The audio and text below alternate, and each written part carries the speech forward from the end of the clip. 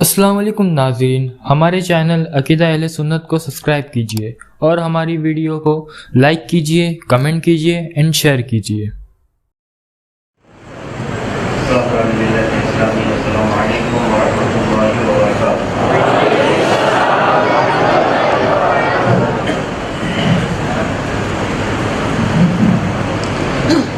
الحمد للہ الحنان المنان الذي خلق الإنسان وعلمه البيان، والصلاة والسلام على رسوله سيد الإنس والجان وعلى آله وأصحابه ذوي الخير والإحسان، أما بعد فأعوذ بالله من الشيطان الرجيم، بسم الله الرحمن الرحيم، إن الله مع الذين اتقوا والذين هم محسنون، صدق الله مولانا العظيم وبلغنا رسوله النبي الأمين المتين المختار الكريم، ونحن على ذلك من الشاهدين والشاكرين والحمد لله رب العالمين۔ اعظم بمن بے سر و ساما مدد قبلہ دی، مدد کعبہ ایمان، مدد قادریم نعرہ غوث اعظم میزنم، دمز شاہ برکت اللہ قطب عالم میزنم۔ عزیزان اکرام وقار، آج یہ ربیع الاخر شریف کی 11ویں شب ہے، اور اس شب کو اور کل آنے والے دن کو اہل سنت و جماعت کے درمیان 11ویں شریف سے موسوم کیا جاتا ہے، اور 11ویں کے نام سے ہی ذہن فوراً بغداد کی طرف چلا جاتا ہے۔ حضور سیدنا عبد القادر جیلانی قدس اللہ سرہ الشریف، جن کو محی الدین بھی کہا جاتا ہے، غوث العظم بھی کہا جاتا ہے، القاب بے شمار ہیں، غوث سمدانی، محبوب سبحانی، شہباز لامکانی، قندیل نورانی، جتنے معزز القابات سے آپ کو پکارا گیا ہے وہ کم ہی اولیاء کو بلایا گیا ہے۔ اور سلطان الاولیاء سیدنا عبد القادر جیلانی رضی اللہ تعالیٰ عنہ کا حال یہ ہے، بزرگوں نے لکھا ہے، رسول پاک صلی اللہ تعالیٰ علیہ وسلم جس طرح انبیاء اکرام کے درمیان مقام رکھتے ہیں، غوث العظم عبد القادر جیلانی تمام اولیاء میں اس طرح مقام رکھتے ہیں۔ وہ سید الانبیاء ہے اور یہ سید الاولیاء ہے۔ اور کیوں نہ ہو، خود سرکار عبد القادر جیلانی قدس اللہ سرہ الشریف نے فرمایا، کل ولی لہ قدم وانی علی قدم النبی بدر الکمال۔ ہر ولی کسی نہ کسی نبی کا پرتو ہوتا ہے، ہر ولی کسی نہ کسی نبی کا پرتو ہوتا ہے، عکس ہوتا ہے، اور اپنے متعلق فرماتے ہیں، اور میں سید الانبیاء کا پرتو ہوں۔ اللہ کے رسول صلی اللہ تعالیٰ علیہ وسلم، ہمارے آقا و مولا کو اللہ تعالیٰ نے بے شمار معجزات عطا کیے تھے، اسی طرح اولیاء میں غوث اعظم کو اللہ نے بے شمار کرامات عطا کیے ہیں۔ نبی سے ہو تو معجزہ، ولی سے ہو تو کرامت ہے۔ اور حضور سید الانبیاء محمد مصطفیٰ صلی اللہ تعالیٰ علیہ وسلم کی تشریف آوری سے پہلے بہت ساری بشارتیں بھی آئی، ارہاسات بھی ہوئے، حضور کے آنے سے پہلے پیشن گوئیاں بھی کی گئی کہ حضور پاک کی ولادت ہونے والی ہے۔ اسی طرح سیدنا عبد القادر جیلانی کی ولادت سے 100 سال پہلے سے ہی اولیاء بیان کرنے لگ گئے۔ حضرت جنید بغدادی کا زمانہ حضور غوث پاک سے 100 سال پہلے کا ہے۔ اسی وقت یہ اعلان ہو چکا تھا کہ بغداد میں ایک نوجوان آئے گا بلاد فارس سے، ایران جس کو آج کہا جاتا ہے، عجم سے، اور وہ بغداد میں آ کر منبر پر کھڑا ہو کر کہے گا کہ میرا قدم سارے ولیوں کی گردن پر ہے۔ یہ بات کی بات نہیں، آپ کے پیدا ہونے سے 100 سال پہلے ہی اولیاء نے بشارتیں دی تھی۔ جس طرح رسول پاک صلی اللہ تعالیٰ علیہ وسلم کے لیے خصوصیات اللہ تعالیٰ نے معجزات میں عطا کی، آپ کو اللہ تعالیٰ نے کرامات میں خصوصیات عطا کی. بچپن میں رسول پاک صلی اللہ تعالیٰ علیہ وسلم در یتیم پیدا ہوئے. آپ یتیمی کی حالت میں دنیا میں آئے. اسی طرح سیدنا عبد القادر جیلانی رضی اللہ تعالیٰ عنہ بہت ہی بچپن میں اپنے والد کے سائے سے دور ہو گئے. ان کے والد گرامی انتقال فرما گئے. آپ بھی یتیمی کی حالت میں ہی بچپن آپ کا بھی بلند ہوا.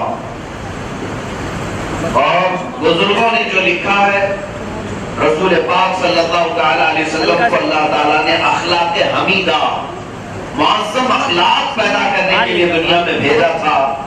اسی طرح سے شیخ عبد القادر جیلانی نے بھی معظم اخلاق ہی پوری دنیا میں پھیلائے.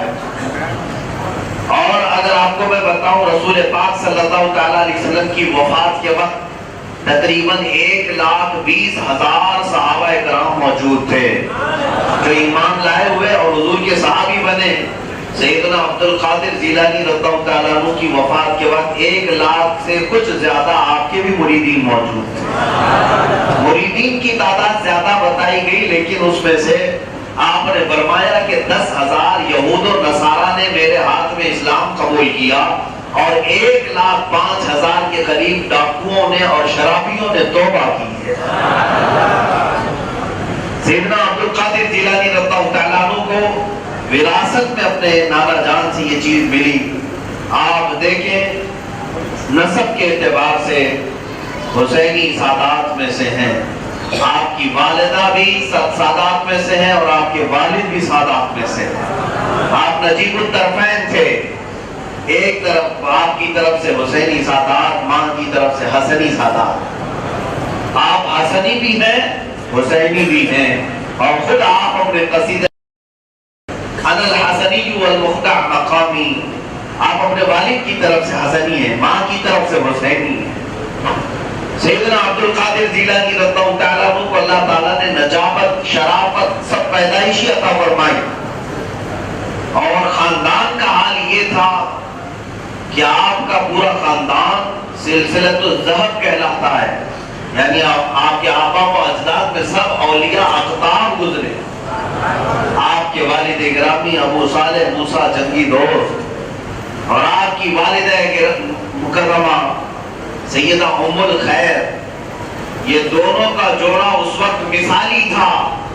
نہ ابو صالح کی طرح کوئی اس زمانے میں متقی اور پرہیزگار تھا, نہ ام الخیر کی طرح کوئی پاک باز عورت تھی.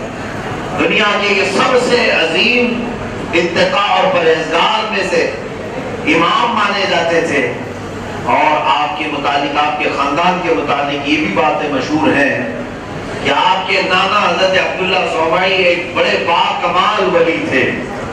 آپ کے دادا بھی اولیاء کاملین میں سے تھے. یہاں تک کہ میرے عزیزوں جب آپ کی ولادت کا وقت آیا تو ان معظم و مکرم والدین سے جب آپ کی پیدائش ہوئی, رمضان کا پہلا دن تھا جب سلطان الاولیاء عبد القادر جیلانی کی ولادت ہوئی تھی. اور صبح آپ کی ولادت ہوئی, شام افطار تک آپ نے اپنی ماں کے دودھ کو منہ تک نہیں لگایا. اور آپ کا یہ معمول رہا پورے رمضان میں. بچپن میں جس سال پیدائش ہوئی اس سال ہی کی بات ہے کہ آپ سحری سے لے کر افطار تک دودھ کا ایک قطرہ بھی نہیں پیتے تھے. جبکہ روزے کی فرضیت تو بلوغت کے بعد ہوتی ہے. آدمی بالغ ہو جائے اس کے بعد اس پر وہ احکام کا مکلف ہوتا ہے. لیکن آپ ماں کی گود سے شریعت مصطفیٰ کی پاسداری کر رہے ہیں. اور یہ بات پورے ایران میں, جیلان میں مشہور ہو گئی تھی کہ سیدوں کے گھر میں ایک بچہ ایسا پیدا ہوا کہ سحری سے لے کر افطاری تک دودھ کو منہ تک نہیں لگاتا. اور لوگ اس وقت جو کوئی پریشانیوں میں ہوتے سیدہ ام الخیر کے پاس آتے اور کہتے تمہاری گود میں ایک نہایت عظیم بچہ ہے, اس کے ذریعے سے ہم دعا کرتے ہیں اللہ ہمارے گھروں میں برکت عطا فرماتا. میرے عزیزوں یہ وراثت میں ملی ہوئی چیز ہے. یہی بات تو سید الانبیاء صلی اللہ تعالیٰ علیہ وسلم کی ہے کہ جب آپ حلیمہ سعدیہ کی گود میں تھے تو حضرت حلیمہ سعدیہ کی ساری بکریاں دودھ کے تھنوں سے بھری ہوئی ہوتی تھی. قبیلہ بنو سعد ایک رات بھی بھوکا نہیں سوتا. یہاں تک کہ اگر کسی کے گھر میں فاقہ بھی چلتا تو لوگ سیدھے کہتے جاؤ حلیمہ کے گھر میں دودھ ملے گا ہی ملے گا، کیونکہ وہاں مبارک محمد کی پرورش ہو رہی ہے۔ اسی طرح جب ام الخیر کی گود میں سیدنا عبد القادر جیلانی کی پرورش ہوتی تھی، پورے جیلان والے اپنی مصیبتوں کے حل کے لیے اسی گھر میں آیا کرتے تھے اور یہاں سے کچھ نہ کچھ لے کر کے جایا کرتے تھے۔ اور آپ کو ایک بات میں بتاؤں کہ پیدائشی اولیاء میں چند ہی اولیاء کا ذکر آتا ہے، اس میں سلطان الاولیاء سیدنا عبد القادر جیلانی کا بھی ذکر ہے۔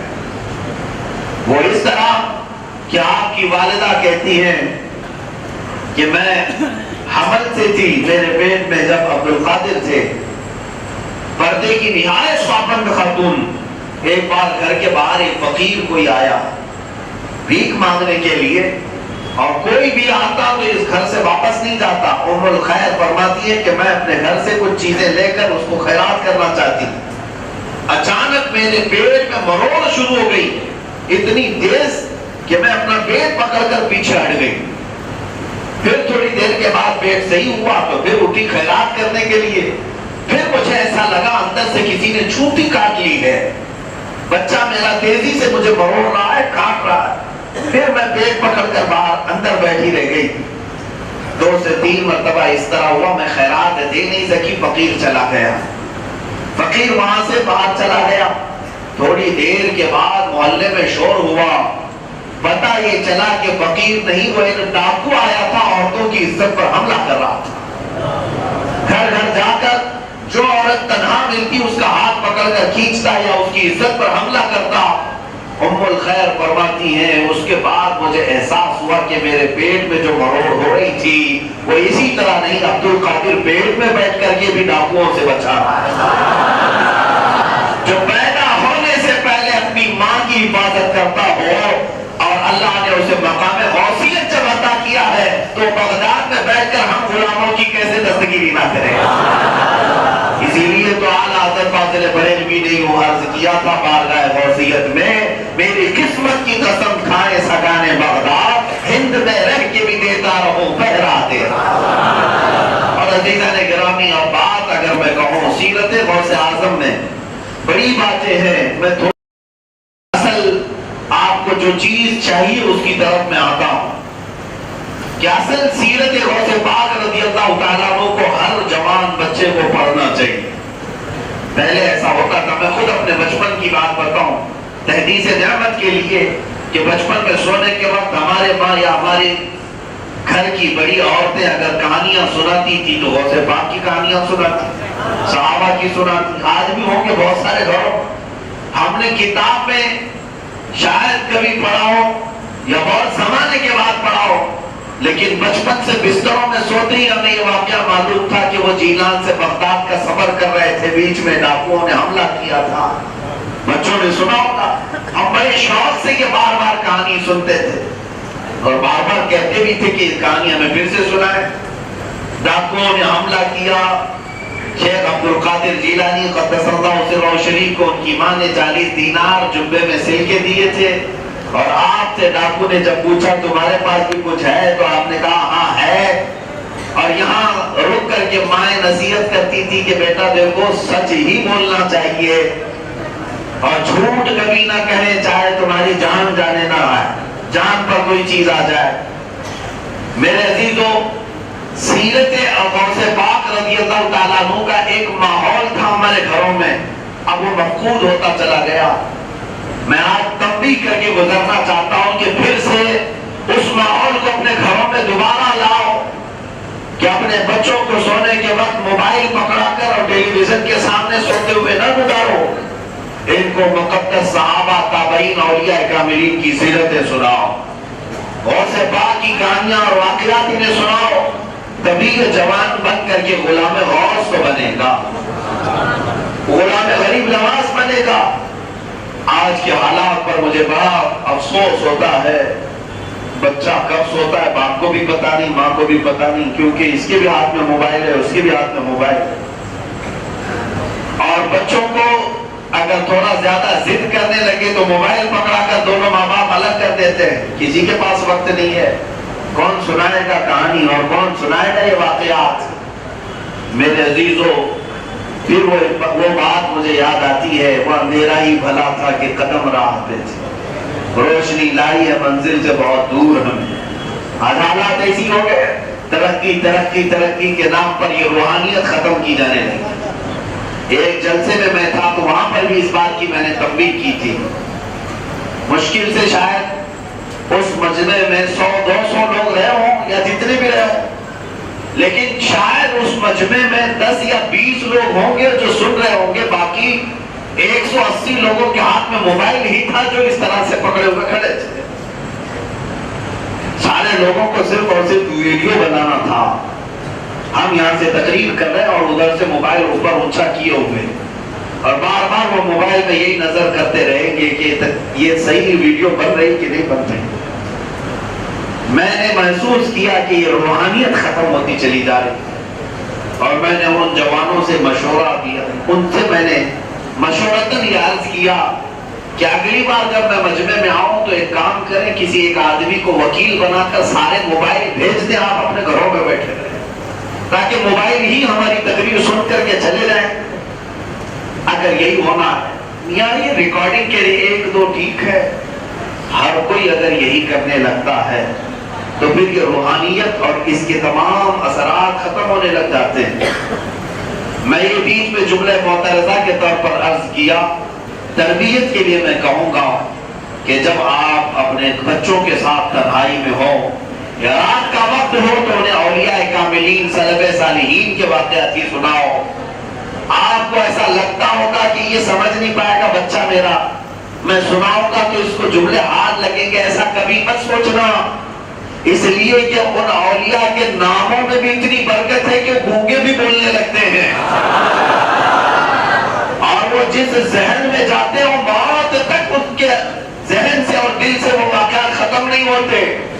آپ کا کام ہے سنانا، اور مولا تبارک و تعالیٰ کی شان ہے ان کے دلوں میں بٹھانا۔ آپ نے اگر کوشش ہی نہیں کی تو یہ آج کے نوجوان جس طرح سے بھولتے جا رہے، ایک زمانہ آئے گا کہ پھر انہیں شیخ عبد القادر جیلانی غوث اعظم کا نام بھی یاد نہیں رہ جائے گا۔ عزیزان گرامی، یہ محفلیں بھی ہونی چاہیے لیکن اپنے گھروں میں تربیت کا ماحول بھی ہونی چاہیے۔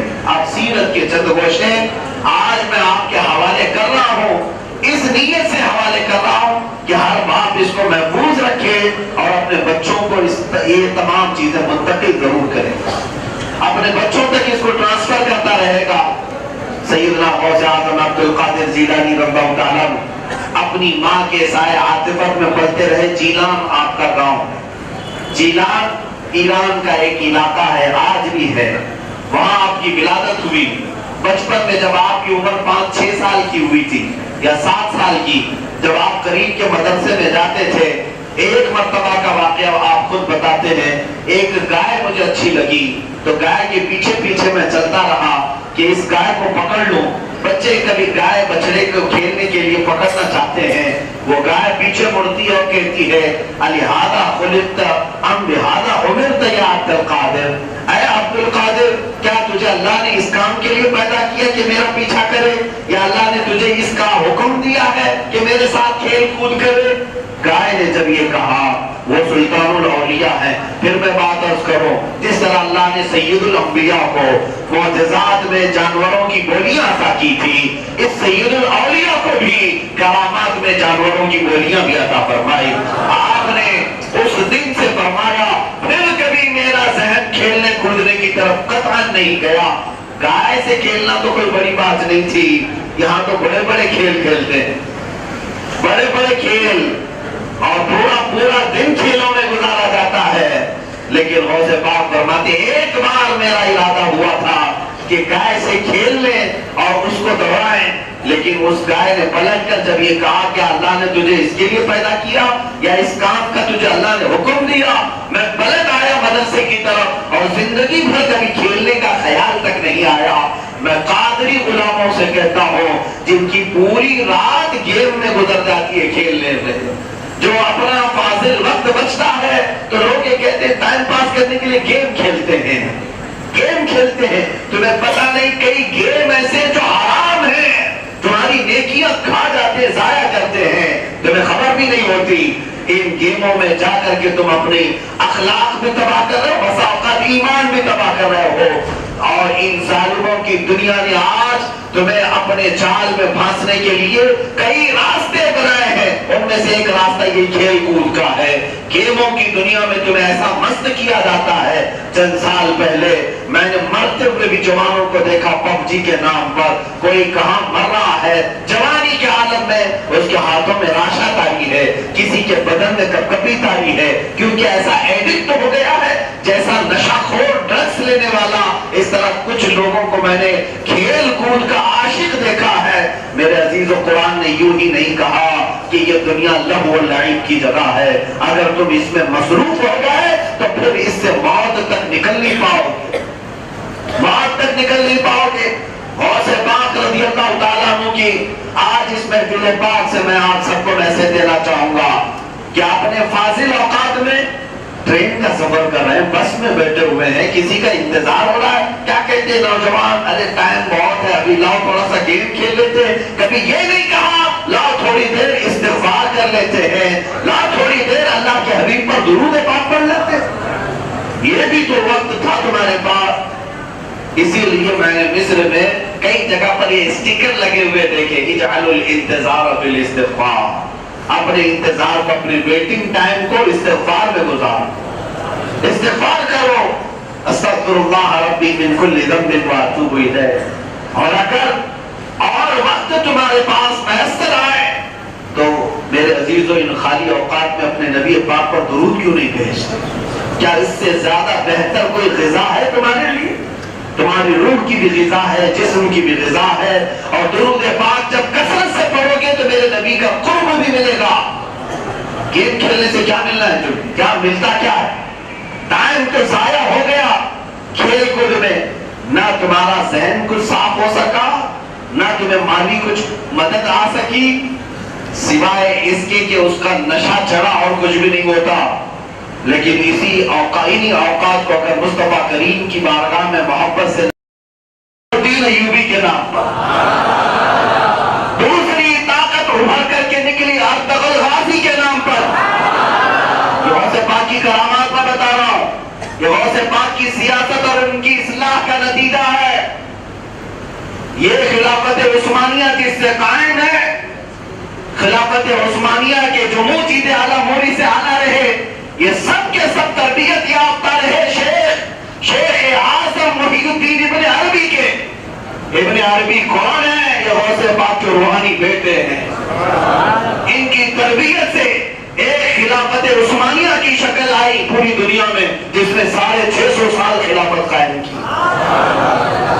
سلطنت قائم کی، اور دوسری طاقت ابھر کر آئی تھی صلاح الدین ایوبی کے نام پر، اور تیسری طاقت آئی تھی، یہ بھی غوث پاک کی سیاسی اصلاحات کا ہی نتیجہ تھا، شہاب الدین غوری کے نام پر، جو سرکار غریب نواز کے ذریعے سے غوث پاک رضی اللہ تعالیٰ عنہ کا، یہاں پر بھی میں تفصیل میں نہیں جا رہا ہوں، آپ کو یہ بات بتا رہا ہوں، ان کی سیاسی اصلاحات کے نتیجے پر 3 بڑی طاقتیں اس دنیا پر آئی ہیں۔ ان کا تینوں کا کنیکشن غوث پاک کے دربار سے، تینوں کا کنیکشن، اور تینوں اپنے وقت کے ایسے شیر تھے جن کے بارے میں یہ کہنا بالکل مجھے سچ لگتا ہے، چاہے وہ صلاح الدین ایوبی ہو، چاہے وہ سلطان عثمان غازی ہو، چاہے وہ شہاب الدین غوری ہو، ان تینوں کا حال یہ تھا، ان پر یہ بات کہنا مجھے بالکل برابر لگتا ہے، کیا دبے جس پہ حمایت کا وہ بنجا تیرا، شیر کو خطرے میں لاتا نہیں کتا تیرا۔ غوث پاک کے دربار کی یہ نسبتی تھے، اور پوری دنیا ان سے خوف زدہ تھی، پوری دنیا ان سے خوف زدہ تھی۔ تمہیں پتا ہے فلسطین کے یہودی اور عیسائی، اور یورپ کے عیسائی اور یہودی، یہ لکھی ہوئی کتابوں میں بات ہے، ماں عیسائی ماں اور یہودی ماں اپنے بچوں کو سلاتی تھی رات میں، یہ کہہ کر کے بیٹا سو جا صلاح الدین آ جائے گا۔ یہ ڈراتے ہیں نا بچوں کو کہ یہاں بیٹا سو جا، پولیس آ جائے گا، بوڑھا آ جائے گا۔ اس وقت یہودی اور عیسائی مائیں بچوں کو یہ ڈرا کر سلاتی تھی، بیٹا سو جا صلاح الدین آئے گا۔ یہ خوف صلاح الدین کا کس لیے تھا؟ اس لیے کہ وہ دربار غوث سے منسوب تھا، دربار غوث سے منسوب تھا، وہاں کا تربیت یافتہ تھا۔ अजीज़ान किराम वक़ात, उलमा से मैं आज इस मिंबर से मैसेज जरूर देना चाहूंगा। आज अल्लाह ताला ने आपको इल्म दिया है, इज्जत और वक़ार अता की है, नियामत मुस्तफा अता की है, तो इसका सही मानों में इस्तेमाल करें। ये नहीं कि किसी नेता के पास जाकर 5,000 रुपए लेकर के आ जाए, कहे कि हम अपनी कौम को आपके हवाले कर देंगे। नहीं, आप ऐसी बेनियाजी दिखाओ कि वो तुम्हारी कौम का लीडर होगा, जो उम्मत मुस्तफा की सही मानों में तर्जुमानी करेगा, हुजूर की उम्मत पर आई हुई तकालीफ का डट कर मुकाबला करेगा। वो तुम्हारा लीडर है, वो तुम्हारा हीरो है। यहाँ खामखा छिछोरों को, चूहों को लीडर बना करके उनके पीछे ऐसे नारे लगाते हैं कि ये किंग है, ये सुल्तान है, ये फलाना है, ये ठिकाना है। देखो तो ये किसी की साड़ी में बैठा है, किसी की धोती में बैठा हुआ, कौन सा शेर है ये? मेरे अजीजों, यहाँ इस्लाह की जरूरत आ गई, इसलिए मैं ये सख्त जुमले इस्तेमाल कर रहा हूँ। उठो अगर ना हश्र न होगा फिर कभी। इकबाल ने कहा था, न संभलोगे तो मिट जाओगे हिंदी मुसलमानों, तुम्हारी दास्तां तक न रहेगी दास्तानों में। ये सियासी इस्लाहात थी गौसे पाक रज़ी अल्लाह तआला अन्हु की, वो बात मैं आपकी बता करके आप अपनी गुफ्तगू को समेटता हूँ। गौसे पाक रज़ी अल्लाह तआला अन्हु जब मिंबर पर खड़े होकर के खिताब करते थे, फरमाया गया कोई मजमा ऐसा नहीं होता कि जिसमें लोग बेहोश नहीं होते और उसमें से जनाजे नहीं उठते थे। आपकी खिताबत के बाद, आपकी तकरीर के बाद लोग इतनी तौबा करते, इतना रोते।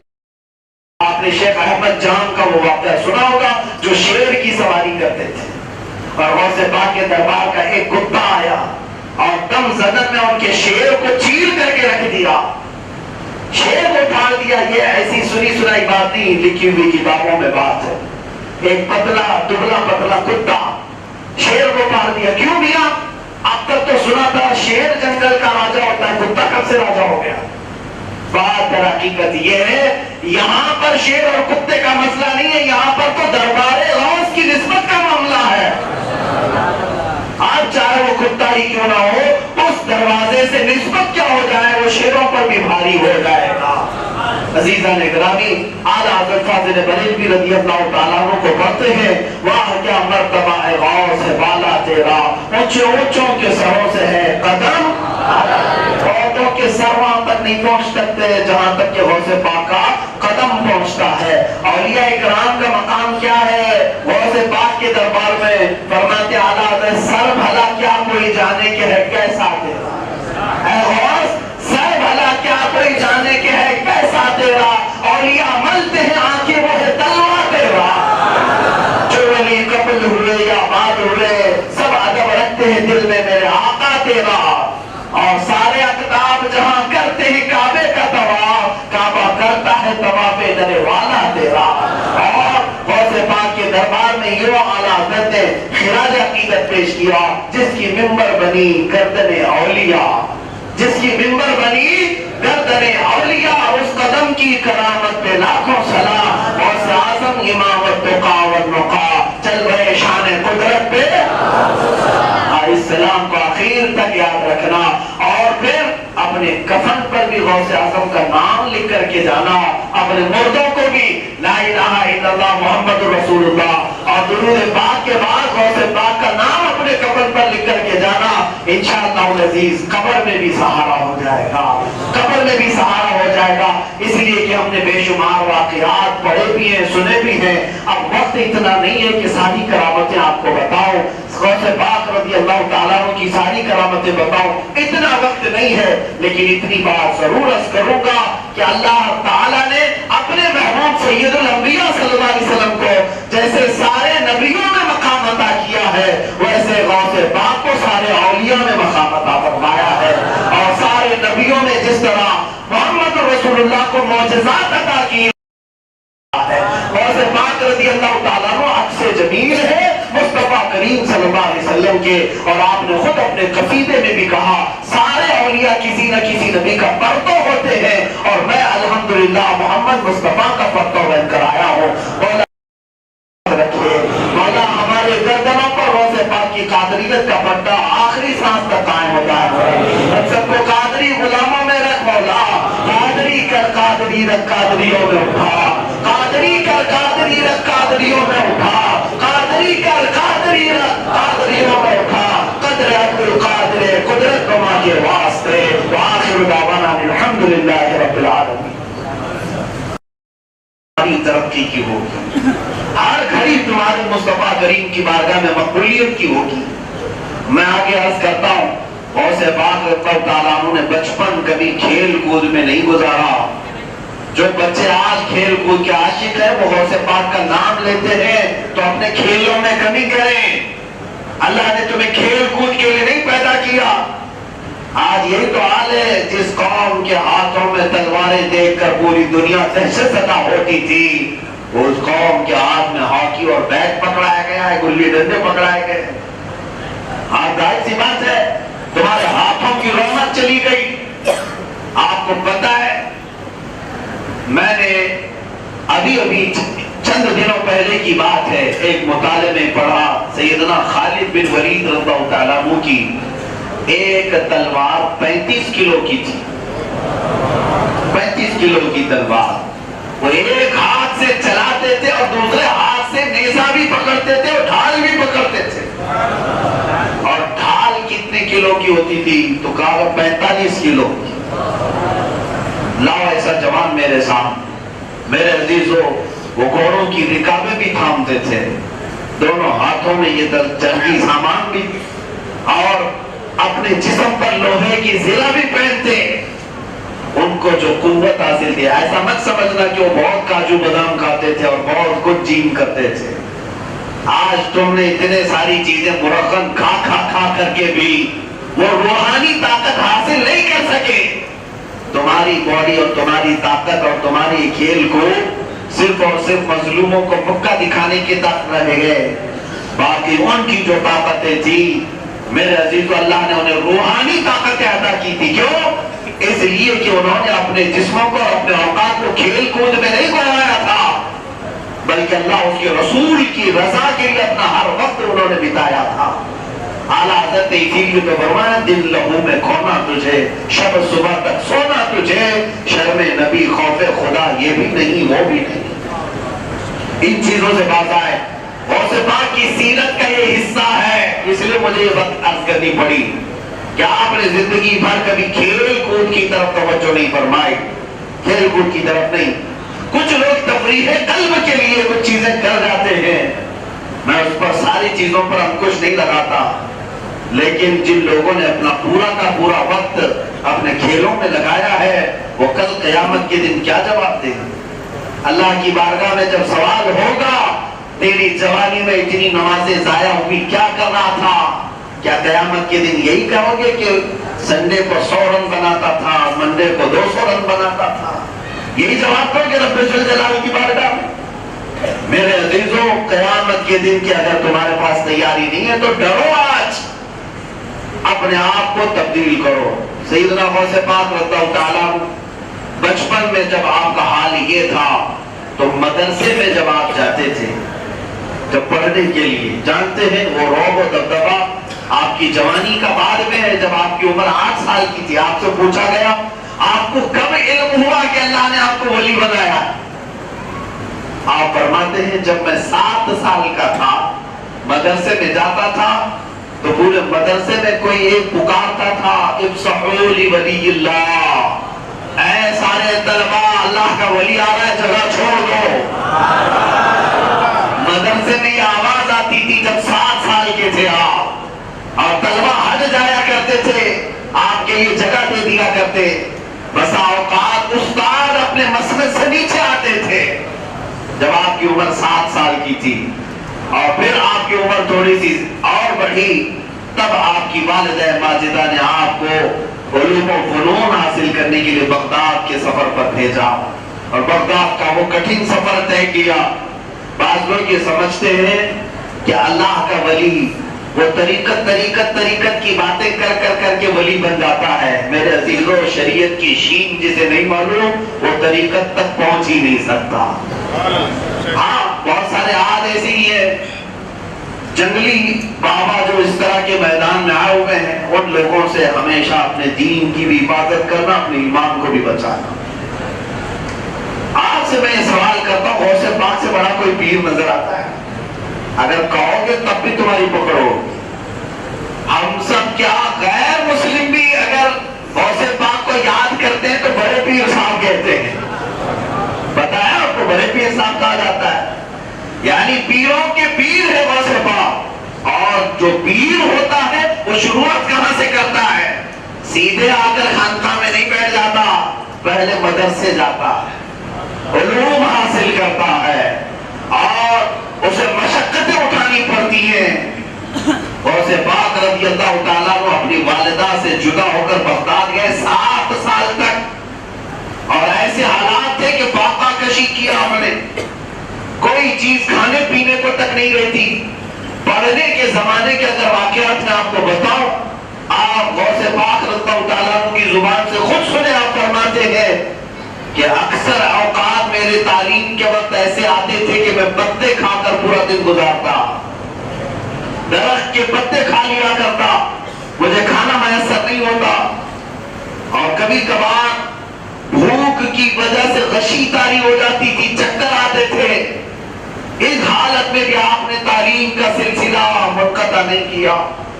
یہ نہیں کہ میں اکلوتا بیٹا ہوں، اپنی ماں کا چھوڑو، بغداد جاتا ہوں ماں کے پاس، کچھ کماؤں گا اور عیش کروں گا۔ میرے عزیزوں، علم حاصل کرنے کے لیے مشقت اٹھانا غوث پاک نے سکھایا ہے۔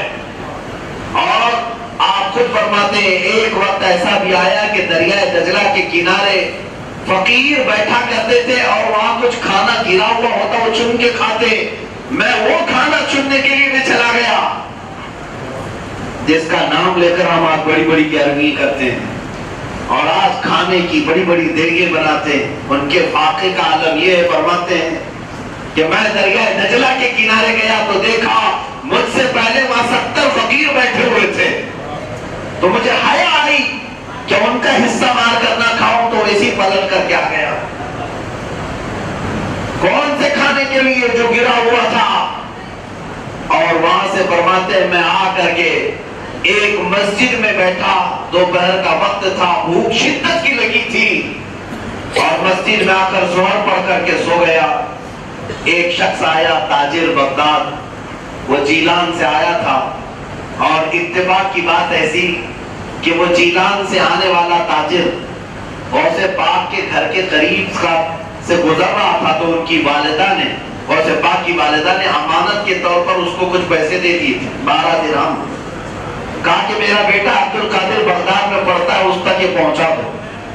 وہ تاجر آیا، بہت ڈھونڈا، کہیں اس کو ملے نہیں، شیخ عبد القادر کون ہے، اور اس کو تجارت میں بڑا نقصان ہوا، تو اس نے کیا کیا، وہ پیسے بھی خرچے کر لیے جو ان کی ماں نے امانت کے طور پر دیے تھے، اور آخر میں کچھ 2 درہم بچے تھے، تو وہ جا کر کباب خرید لایا، اور اسی مسجد میں آیا جس مسجد میں غوث پاک بھوکے سو رہے تھے، آیا، آ کر بیٹھ گیا دسترخوان کھول کر۔ اس کو جب کھانے کی شدت سے بھوک لگی تھی، کھا رہا تھا، سامنے دیکھا کہ ایک نوجوان سویا ہوا ہے، دل میں خیال آیا اسے بھی دسترخوان پر بلا لوں، اٹھایا کہ کہا ہے جوان آ جا میرے دسترخوان پر۔ غوث پاک فرماتے ہیں رسول پاک کی سنت ہے جب بھوک لگے اور کوئی بلائے تو منع نہ کیا۔ میں چلا گیا، دسترخوان پر بیٹھا، تو اس نے سوال کیا کہ کیا کرتے ہو؟ کہا میں پڑھتا ہوں۔ اچھا پڑھتے ہو تو کیا یہاں پر جیلان کے عبد القادر کو جانتے ہو؟ کہا کیوں، اس نے کیا کر دیا، اس کا کیا معاملہ ہے؟ تاجر کہتا بات حقیقت یہ ہے کہ اس کی ماں نے مجھے 12 درہم امانت کے طور پر دیے تھے، اور میں بغداد میں 1 مہینے سے اسے ڈھونڈ رہا ہوں، ملا نہیں، اور اس کے پیسے بھی خرچہ ہوتے چلے گئے، اب بچے تھے 2 درہم، میں یہ سوچ رہا ہوں کہ وہ ملے تو مجھ سے کوئی بات کرو، اگلی بار آؤں گا تو اس کی امانت دے دوں گا۔ شیخ عبد القادر جیلانی غوث پاک سامنے بیٹھے ہیں، فرماتے اچھا پہلے کھا لیتے ہیں، کھانا کھا لیتے ہیں، جو کھانا دسترخوان پر رکھا تھا، کباب بھی کھائے، کھانا بھی کھا لیے، اور اس کے بعد اس تاجر سے کہتے میں ہی وہ عبد القادر ہوں جس کو تم ڈھونڈ رہے تھے، میری وہ ماں ہے جو امانت تمہیں دے کر بھیجی ہے۔ وہ بڑا شرمندہ ہوا، اور کہا یہ 2 درہم بچے تھے، اگر تم کھانے سے پہلے بولتے تو میں اس کو واپس کر دیتا یا پھر تمہاری اجازت سے کھاتا. غوث پاک فرماتے میں نے اس لیے کھانے سے پہلے نہیں کہا کہ تمہیں کھانے میں شرمندگی محسوس نہ ہونے پائے, تمہیں شرمندگی نہ ہونے پائے, دل کھول کر کے کھا لو, اس لیے میں نے شروع میں نہیں کہا. میرے عزیزو, ان حالات میں ان کے زمانے طالب علمی گزرا, علم حاصل کرنے کے وقت اتنی مشقتیں اٹھائی, 7 سال تک, یہاں تک کہ ان کی والدہ کا انتقال بھی ہو گیا پڑھنے کے زمانے میں. آپ جا نہیں سکے, آپ جا نہیں سکے, اور یہاں اچانک آسمان سے اترے ہوئے بابا ولی بننے کا دعویٰ کر رہے ہیں. عدالت ایسی, میاں 5 انگوٹھی پہن لیے تو ولایت کے مقام پر آ گیا. آپ نے بڑے جبے کبے پہن لیے یا پھر بالوں کا گچھا آ گیا تو آپ ولایت کے مقام پر آ گئے. سلطان الاولیاء تو مشقتوں پر مشقتیں اٹھائے. اپنے ماں باپ خود غوث پاک کا قصیدہ اگر کوئی پڑھ لے سمجھ میں آ جائے گا. خود آپ فرماتے درست العلم حتی صرت قطبا ونلت السعد من مولا الموالی. آپ فرماتے ہیں میں قطب ایسے ہی نہیں بولا, علم حاصل کرتا رہا یہاں تک کہ اللہ نے مجھے قطبیت کا مقام عطا کیا. علم حاصل کیے بغیر جاہلوں کو یہ چیزیں نہیں ملتی. ایک مشہور بزرگ ہے, انہوں نے فرمایا ما کان اللہ من ولی جاہلا ولو کان لعلمہ اللہ اولا. اللہ کا کوئی ولی جاہل نہیں ہوتا, کوئی ولی جاہل نہیں ہوتا, اور اگر کہیں پڑھا نہیں ہے تو اللہ پہلے اسے پڑھاتا ہے پھر ولایت دیتا ہے, پہلے اسے علم دیتا ہے پھر ولایت. اب یہاں سے یہ بات سیرت غوث پاک میں سمجھ کر کے چلو میرے عزیزو, بے علم کے کوئی ولایت کا دعویٰ کرے تو فضول ہے. وہ عالم ہو, علم والا ہو اور شریعت مصطفیٰ کی پاسداری کرتا ہو, حضور کی شریعت چھوڑ کر کے کوئی ولایت کا مقام حاصل کر ہی نہیں سکتا. حضور کے شریعت کو چھوڑ کر کچھ نہیں ہو سکتا. اب یہاں پر میں آپ کو غوث پاک کی ایک بات عرض کر دوں, ان کے نزدیک ولی کون تھا؟ آپ کی کسوٹی تو بہت الگ تھی, آپ کا معیار تو بہت بلند تھا. ایک بار بغداد میں مشہور ہوا, دریائے دجلہ کے کنارے اللہ کے ایک ولی آئے, بڑے عبادت گزار, لوگوں کی بھیڑ لگ گئی ملنے کے لیے. غوث پاک اس وقت موجود تھے بغداد میں. آپ سے جب کہا گیا تو آپ بھی چل پڑے مصلی لے کر کے, اللہ کے کوئی ولی آئے ہیں میں بھی ملاقات کروں گا. جب غوث پاک وہاں پہنچے تو وہ اللہ کے ولی جا چکے تھے, نہیں تھے وہاں, وہ کہیں اور منزل پر نکل پڑے. غوث پاک فرماتے ہیں کہ مجھے بڑا افسوس ہوا کہ اللہ کے ایک ولی سے میں ملاقات نہیں کر سکا. پھر لوگوں سے پوچھا کہ بتاؤ وہ عبادت کہاں کرتے تھے, تو لوگوں نے بتایا یہ ریتی ہے جو بالو پڑی ہوئی تھی, اس بالو پر ہی وہ عبادت کرتے تھے. غوث پاک گئے تو وہاں عبادت کے, نماز کے نقش, ان کے ہاتھوں پیروں کے نشان بنے ہوئے تھے. ہاتھ پیر کے جو نشان تھے بنے ہوئے تھے, ان نشانوں کو غور سے دیکھ کر غوث پاک فرماتے ہیں تم دھوکہ کھا گئے, وہ جھوٹا آدمی ہے, وہ اللہ کا ولی نہیں تھا, تم کس کو اللہ کا ولی سمجھ لیے. لوگوں نے کہا وہ پابند تھے, نمازیں بھی پڑھ رہے تھے, پرہیزگار بھی تھے, آپ نے دیکھا بھی نہیں اللہ کا ولی, آپ نے ان کو انکار کر دیا. غوث پاک نے فرمایا میں دیکھ رہا ہوں کہ وہ نماز پڑھتا ہے تو اس کی انگلیوں کے نشان نظر آ رہے ہیں, 10 انگلیاں دیکھو غور سے, جب وہ سجدے میں جاتا ہوگا تبھی کی تو یہ انگلیوں کے نشان ہیں. لوگوں نے کہا جب وہ سجدے میں جاتے ہوں گے تبھی تو یہ انگلیوں کے نشان ریت پر پڑتے ہیں. غوث پاک فرماتے ہیں دیکھو غور سے دیکھو, اس کی 10 انگلیاں کھلی ہوئی دکھ رہی ہے, جبکہ میرے آقا کی سنت ہے سجدے میں انگلیاں جمی ہوئی ہونی چاہیے. رسول اللہ کی سنت ہے سجدے کے بعد انگلیاں جمی ہوئی ہونی چاہیے. جو رسول پاک کی ایک سنت پر عمل نہیں کرتا وہ عبد القادر کے نزدیک اللہ کا ولی نہیں ہو سکتا. یہ کسوٹی تھی غوث پاک کی بات, یہ معیار تھا ان کا اللہ کے ولی کو پرکھنے کا. اے لوگوں, آج آپ کس کو ولی بولنے لگ گئے, کس کو پیر بابا بنانے لگ گئے. کسی کو بھی آپ ناپے تو شریعت کی کسوٹی پر اور حضور کی محبت پر. میں برملا اس بات کو کہتا ہوں, کسی کو برا لگے تو کوئی مسئلہ نہیں, کوئی مسئلہ نہیں, میرے رزق کا وہ ذمہ دار نہیں ہے. میں اس بات کا اعلان برملا بار بار کہتا ہوں, ہمارے نزدیک کوئی بابا دادا نہیں ہے، ہم اسی بابا کا احترام کرتے ہیں جو ہمیں مصطفیٰ کے قدموں تک پہنچاتا۔ حضور کی محبت کی بات کرے پھر وہ بابا بھی ہے اور دادا بھی ہے، اور جو حضور سے دور کرتا ہے اور حضور کی سنتوں پر عمل نہیں کرتا یا شریعت کو بیٹھ کر کے کھلواڑ بناتا ہو، پھر وہ کون سا بابا؟ وہ بابا نہیں ہے، وہ ڈھکوسلا ہے۔ عزیزان گرامی وقات، یہاں بعض وہ لوگ غوث پاک رضی اللہ تعالیٰ عنہ کے متعلق سب سے پہلی بات میں نے کہا بڑے پیر ہیں، سب تسلیم کرتے ہیں، اور آپ کا حال یہ تھا، آپ کے کئی امتحانات ہوئے، کئی امتحانات۔ آپ خود فرماتے 40 سال تک آپ نے عشاء کے وضو سے فجر کی نماز پڑھی ہے۔ ہاں، ان اوقات میں آپ فرماتے ہیں صرف ایک انگور کے دانے سے میں سحری کرتا اور ایک گلاس پانی سے افطار کرتا۔ مجاہدے، سخت مجاہدے کیے آپ نے عبادتوں کے، اور اس کے علاوہ نمازوں کی پابندی کا حال یہ تھا کہ ایک مرتبہ ایک رات میں آپ کو 10 مرتبہ سے زیادہ احتلام کی کیفیت آئی، اور ہر بار ٹھنڈیوں کے دن رات تھی، ہر بار آپ اٹھتے اور ٹھنڈے پانی سے غسل کرتے کہ کہیں میری فجر قضا نہ ہو جائے۔ ہر بار 10 بار سے زیادہ ایک رات میں احتلام کی کیفیت آئے، اور ہر بار غسل کرتے کہ فجر قضا نہ ہونے پائے۔ اور یہاں وہ لوگ جو بیٹھ کر کے اپنے مریدین میں قوالی اور دف میں مصروف ہیں، ڈھول باجوں میں ہیں، اذان بھی ہو گئی، نماز بھی ہو گئی، بابا اٹھے ہی نہیں۔ ان سے پوچھا گیا کیوں پیر صاحب پر نماز فرض نہیں ہے؟ کہتے پیر صاحب کہتے ہیں ہم تصور میں نماز پڑھ لیتے ہیں، یا پھر بعض پیر صاحب تو یہ بھی اپنے مریدین کو کہتے ہیں کہ ہماری نماز کو مت دیکھنا، ہم مکہ اور مدینے میں نماز پڑھتے ہیں، ہم دکھتے یہاں ہیں بس نماز وہاں پڑھتے ہیں۔ میں نے ان کے مریدین سے کہا اپنے پیر صاحب سے کہو کھانا بھی وہی کھا گیا ہے، دسترخوان تو یہاں لگتا ہے آپ کا۔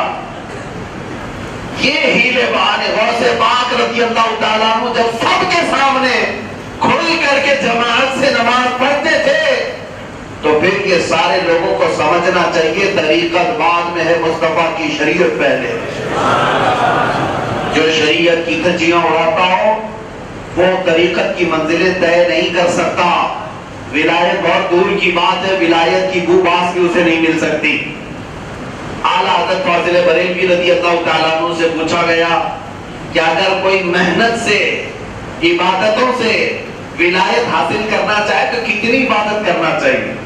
کیا فرماتے ہیں؟ سنو، فرماتے ہیں اگر عبادتوں سے ہی ولایت حاصل کرنا ہے، ولایت کی بھی بہت درجے ہیں، بہت درجے ہیں، فرماتے ہیں 80 سال پلک جھپکنے کے برابر بھی گناہ نہ کرے اور 80 سال تک جماعت کے ساتھ تکبیر اولا کی پابندی سے نماز پڑھے تب اسے ولایت کا پہلا درجہ مل سکتا ہے۔ اگر عبادتوں سے ہی حاصل کرنا چاہے تو پھر فرمایا گیا پھر باقی ولایت کیسے ملتی ہے؟ فرمایا یہ مولا تبارک و تعالیٰ کا فضل ہے، وہ جسے چاہتا ہے ماں کی گود میں عطا کرتا ہے، وہ جسے چاہتا ہے بچپن میں، جسے چاہتا ہے جوانی میں، یہ فضل الہی ہے۔ لیکن میرے عزیزوں، اولیاء کاملین میں سے ایک ولی مجھے دکھا دے جو بے نمازی گزرا ہو، کوئی ایسا ولی مجھے دکھا دے جو شریعت کی دھجیاں اڑاتا ہو، کوئی نشہ کرنے والا، کوئی بھنگ پینے والا، چرس پینے والا، اللہ کے اولیاء کاملین میں ایسا کوئی نظر آیا آپ کو؟ کہیں سیرت میں ایک بھی کسی کی آپ نے پڑھا ہے تو مجھے لا کر دکھائے۔ تو پھر آج کی یہ نوجوانوں کے ذہن کس طرح بھٹک گئے، کبھی اجمیر جا کر بھنگ پینے والوں کو بابا کہنے لگ گئے، چرس پینے والوں کو پتہ نہیں مستان اور کیا کیا چیزیں کہہ کر ان کی صحبتوں میں بیٹھنے لگ گئے۔ یہ شیاطین ہیں، یہ شیاطین ہیں جو اس طرح کے چوغے پہن کر کے عام سادہ لوگ مسلمانوں کا ایمان برباد کرتے ہیں۔ آپ اس سے پرہیز کریں۔ غوث پاک رضی اللہ تعالیٰ عنہ عالم باعمل تھے، شریعت مطہرہ کے تمام علوم جانتے تھے۔ عالم کی بات اگر آئی ہے تو میں آپ کو اتنا بھی بتا دوں، اس زمانے کے ایسے عالم تھے کہ ایک مرتبہ 100 بڑے بڑے فقیہ علماء آئے ان کے مجمع میں، फकीह का मतलब हुआ मुफ्तियों से भी बड़े बड़े उलमा और से पाक के दरबार में आए, इसलिए कि हम अपनी तरफ से एक एक सवाल करेंगे और उनका जवाब सुनेंगे। देखते हैं ये इतनी बड़ी विलायत का इनका चर्चा है तो इल्म कितना है इनके पास। वो 100 उलमा आए मजलिस में बैठे और से पाक रज़ी अल्लाह ताला अन्हु सबका इस्तेमाल किया अपने मजमे में और नजरें नीचे झुकाकर फिर आपने नजरें उठाई और सबको एक मर्तबा देखा, गौर से देखा तो रिवायात में है कि वो जो 100 बड़े बड़े फकीह उलमा आए थे, एक एक अपने जहन में सवाल लेकर आए थे, सबके दिलों से पता नहीं सारे सवालात का इल्म भी खत्म हो चुका था। वो सब अपने कपड़े फाड़ने लग गए और सारे चीख पुकार करने लग गए और से पाक रज़ी अल्लाह ताला अन्हु फिर मिंबर पर खड़े हुए और मिंबर पर खड़े होकर के हर एक जो वहां पर आया था एक एक का जवाब देने लगे सवाल सुनने से पहले। उसमें जितने फकीह उलमा आए थे सबों ने बरमला कहा हमारा जो कुछ भी गया है अब वो इसी कदम की बरकत से वापस मिल सकता है। सबों ने वहां पर अपनी गर्दनें खम की। अजीजा ने और से पाक की सीरत में बचपन में आपने खेल कूद की तरफ तवज्जो नहीं फरमाई और बचपन में ही उलूम दीनिया की तरफ आपने सफर फरमा लिया और 7 या 8 साल तक पढ़ते रहे। उसके बाद भी कई उलमा से आपने इल्म हासिल किया, फिर दरसगाह में बैठे और पढ़ाया भी। 1-2 नहीं हजारों शागिर्दों को तैयार किया, हजारों शागिर्दों को, और जो जो गौसे पाक के शागिर्द थे वो इल्म तो हासिल करते ही थे लेकिन अपने इलाके में जाने के बाद उनको कुतुबियत का मकाम भी मिला करता है। गौसे पाक रज़ी अल्लाह ताला अन्हु आलिम शरीयत थे, इसको बार बार मैं रिपीट कर रहा हूँ इसीलिए कि विलायत को अगर कहीं पर भी देखना हो तो इल्म दीन की बुनियाद पर देखना, शरीयत मुस्तफा की बुनियाद पर देखना, मोहब्बत मुस्तफा की बुनियाद पर देखना। अगर ये चीजें नहीं है तो विलायत नहीं है। हाँ, कोई जादूगर आकर के तुम्हारे पास जादू तो दिखा सकता है, उसे करामत नहीं कहा जा सकता। करामत सिर्फ वही है जो इश्क़ मुस्तफा में डूब करके दिखाई जाए। हुजूर की मोहब्बत में जो फिदा है वही करामत दिखा सकता है, बाकी सब जादूगरी है, शोबदाबाजी। और से पाक रज़ी अल्लाह ताला अन्हु की सीरत तय्यबा का ये अनमोल खजाना जो आपको मैं बता रहा हूँ, इल्म दीन से दूरी हिलाकत है। आपके खुतबात का मजमुआ है, आपके खुतबात जो आपने खुतबे दिए वो सारे जमा हैं एक किताब में और उस किताब को मैंने पढ़ा तो अक्सर खुतबों में गौसे पाक इल्म की तलकीन करते और फरमाते कि जिहालत सारे बीमारियों की जड़ है, सारे गुनाहों की जड़ है। क्या आदमी जाहिल रहेगा तो हराम क्या हलाल क्या कुछ पता नहीं चलेगा और कुफ्र शिर्क क्या है ईमान और इस्लाम क्या ये भी पता नहीं चलेगा। आदमी कब काफिर हो सकता है कब मुसलमान हो सकता है, जाहिल रहने पर बड़ा नुकसान है।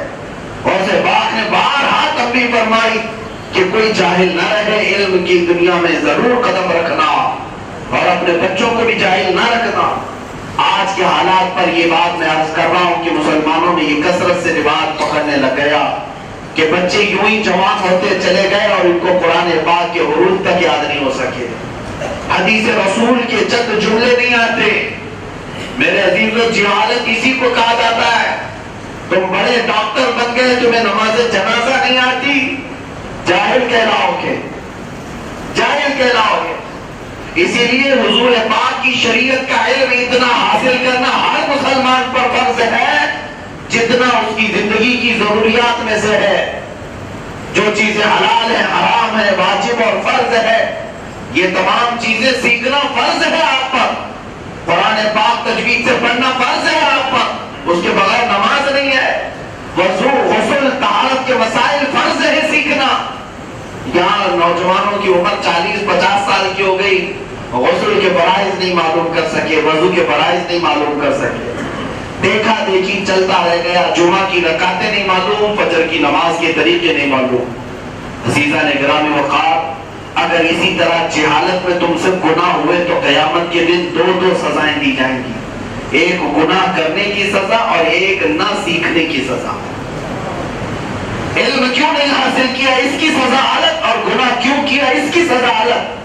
اس لیے ماحول اپنا علم کا پیدا کرو، اپنے بچوں کو ہلکے میں نہ لینا۔ جس طرح اسکول نہ جانے پر آپ سرزنش کرتے ہیں، ڈانٹ ڈپٹ لگاتے ہیں، اسی طرح قرآن پاک کے اسباق اگر نہیں پڑھا، مدرسے کی بھی خیر خبر لیا کرو کبھی آ کر کے۔ کیوں نہیں پوچھتے کہ میرا بچہ اتنے سال سے ابھی تک قرآن مکمل کیوں نہیں کر سکا؟ آپ اپنے ماں باپ یہ ایکٹیویٹی کیوں نہیں دکھاتے اپنے بچوں کے سلسلے میں؟ کوئی بچہ 6 سال سے مدرسے میں پڑھا ہے اور ابھی پہلا پارہ بھی مکمل نہیں ہوا، کیوں نہیں کیا؟ استاد کی کوتاہی ہے یا طالب علم کی کوتاہی ہے یا گھر والوں کی کوتاہی ہے؟ میرے عزیزو، یہ علم کا ماحول تو قائم کرو، اور علم اسلام ہے، اور اسلام سے پہلے جہالت ہے۔ اسلام پورے علم کا نام ہے، جاہلوں کا یہاں کیا ہے؟ اسلام پڑھے لکھے لوگوں کا دین ہے۔ میرے آقا صلی اللہ تعالیٰ علیہ وسلم جب مدینہ طیبہ تشریف لائے تھے، صرف 6 لوگوں کو لکھنا آتا تھا، اور جب آپ کا انتقال ہوا تب 80,000 لوگ لکھنا جانتے تھے۔ 10 سال کے عرصے میں علم کا ماحول میرے آقا نے پیدا فرمایا اور ہر ایک کو عالم بنایا۔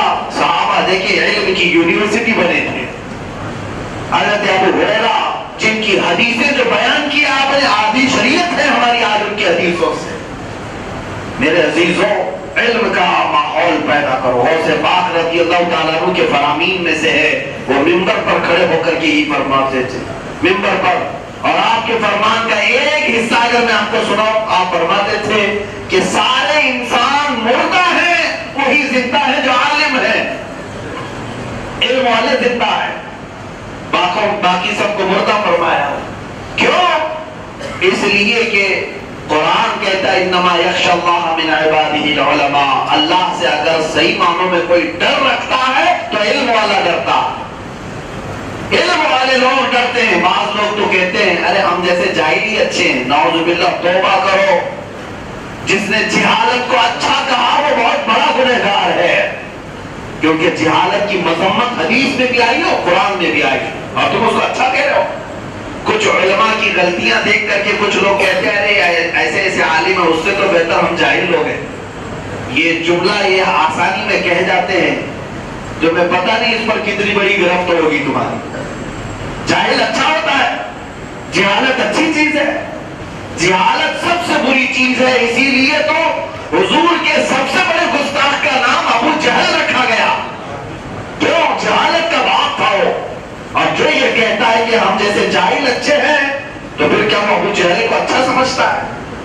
نعوذ باللہ من ذالک، توبہ کرے۔ غوث پاک کے فرامین میں سے یہ ہے علم حاصل کرو، علم کے بغیر زندگی نہیں ہے تمہاری، مردہ کی طرح رہیں گے۔ اب آگے میں عرض کرتا ہوں، غوث پاک رضی اللہ تعالیٰ عنہ بغداد کے مدرسے میں جہاں پڑھاتے تھے، اس مدرسے کے متعلق آپ کا فرمان یہ ہے، اس مدرسے یہ صحیح روایت میں بتا رہا ہوں بہجت الاسرار شریف کی، غوث پاک رضی اللہ تعالیٰ عنہ فرماتے ہیں اگر کوئی میرے مدرسے کے دروازے سے داخل ہو گیا تو قیامت کے دن اللہ اس کی بخشش فرماتے ہیں۔ یہ غوث پاک کا فرمان ہے کہ کوئی میرے مدرسے کے دروازے سے بھی داخل ہو گیا، اللہ تعالیٰ اس کو قیامت کے دن عذاب میں تخفیف کرے گا اور بخشش فرمائے گا۔ ایک مرتبہ بغداد میں طاعون، پلیگ کی بیماری پھیل گئی، پلیگ کی بیماری پھیل گئی تو لوگ آئے، ایک ایک گھنٹے میں ہزاروں لوگ مرتے تھے۔ کورونا سے زیادہ ڈینجر پلیگ کی بیماری، کورونا تو پھیلا ہے اور میڈیا سے پھیلا ہے، بہت زیادہ نیتا لوگوں سے، میڈیا سے اور بہت سارے یہ پروٹوکول سے پھیلا ہے۔ بیماری جو ہے وہ الگ انداز سے پھیلی ہوگی، لیکن پلیگ جو ہے پھیلتا تھا تو ایک دن میں 50-50 ہزار لوگوں کی موت ہوتی تھی، بہت سخت بیماری ہوتی تھی پلیگ۔ جب بغداد میں طاعون، اس کو طاعون کہتے ہیں، یہ بیماری پھیل گئی، لوگ آئے غوث پاک کی بارگاہ میں، تو آپ نے کیا فرمایا؟ جاؤ میرے مدرسے کے آس پاس جو گھاس اگی ہے وہ لے جا کر بیماروں کو کھلاؤ، اور ان کے مدرسے کے کنارے ایک کنواں تھا، فرمایا اس کنویں سے پانی لے کر ان کا چھڑکاؤ کرو۔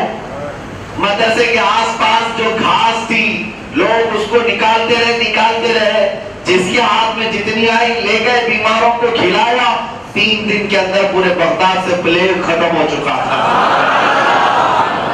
جس مدرسے میں بیٹھ کر کے آپ پڑھایا کرتے تھے، اس مدرسے کی فضیلت بتا رہا ہوں کہ وہ بیماروں کی شفا کا ایک دواخانہ بن گیا تھا۔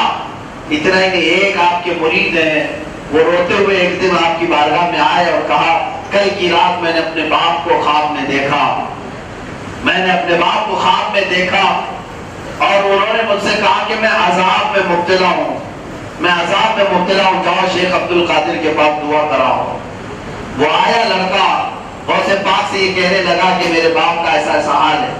آپ نے نظر نیچی فرمائی اور تھوڑی دیر کے بعد فرمایا تیرا باپ میرے مدرسے میں کبھی آیا تھا، میرے مدرسے میں کبھی آیا تھا؟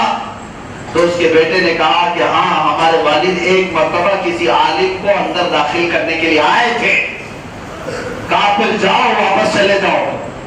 وہ واپس چلا گیا۔ اس دن رات کو خواب میں دیکھتا اس کا باپ خواب میں آیا اور کہنے لگا بیٹا مبارک ہو، تو ادھر عبد القادر جیلانی کے پاس گیا، ادھر اللہ نے مجھے اٹھا کر جنت میں بھیجا، میرا عذاب بھی ختم ہو گیا، میں تو اب باغیچوں میں ٹہل رہا ہوں، لیکن تو وہاں کی حاضری پر پابندی کرنا، جاتے آتے رہنا۔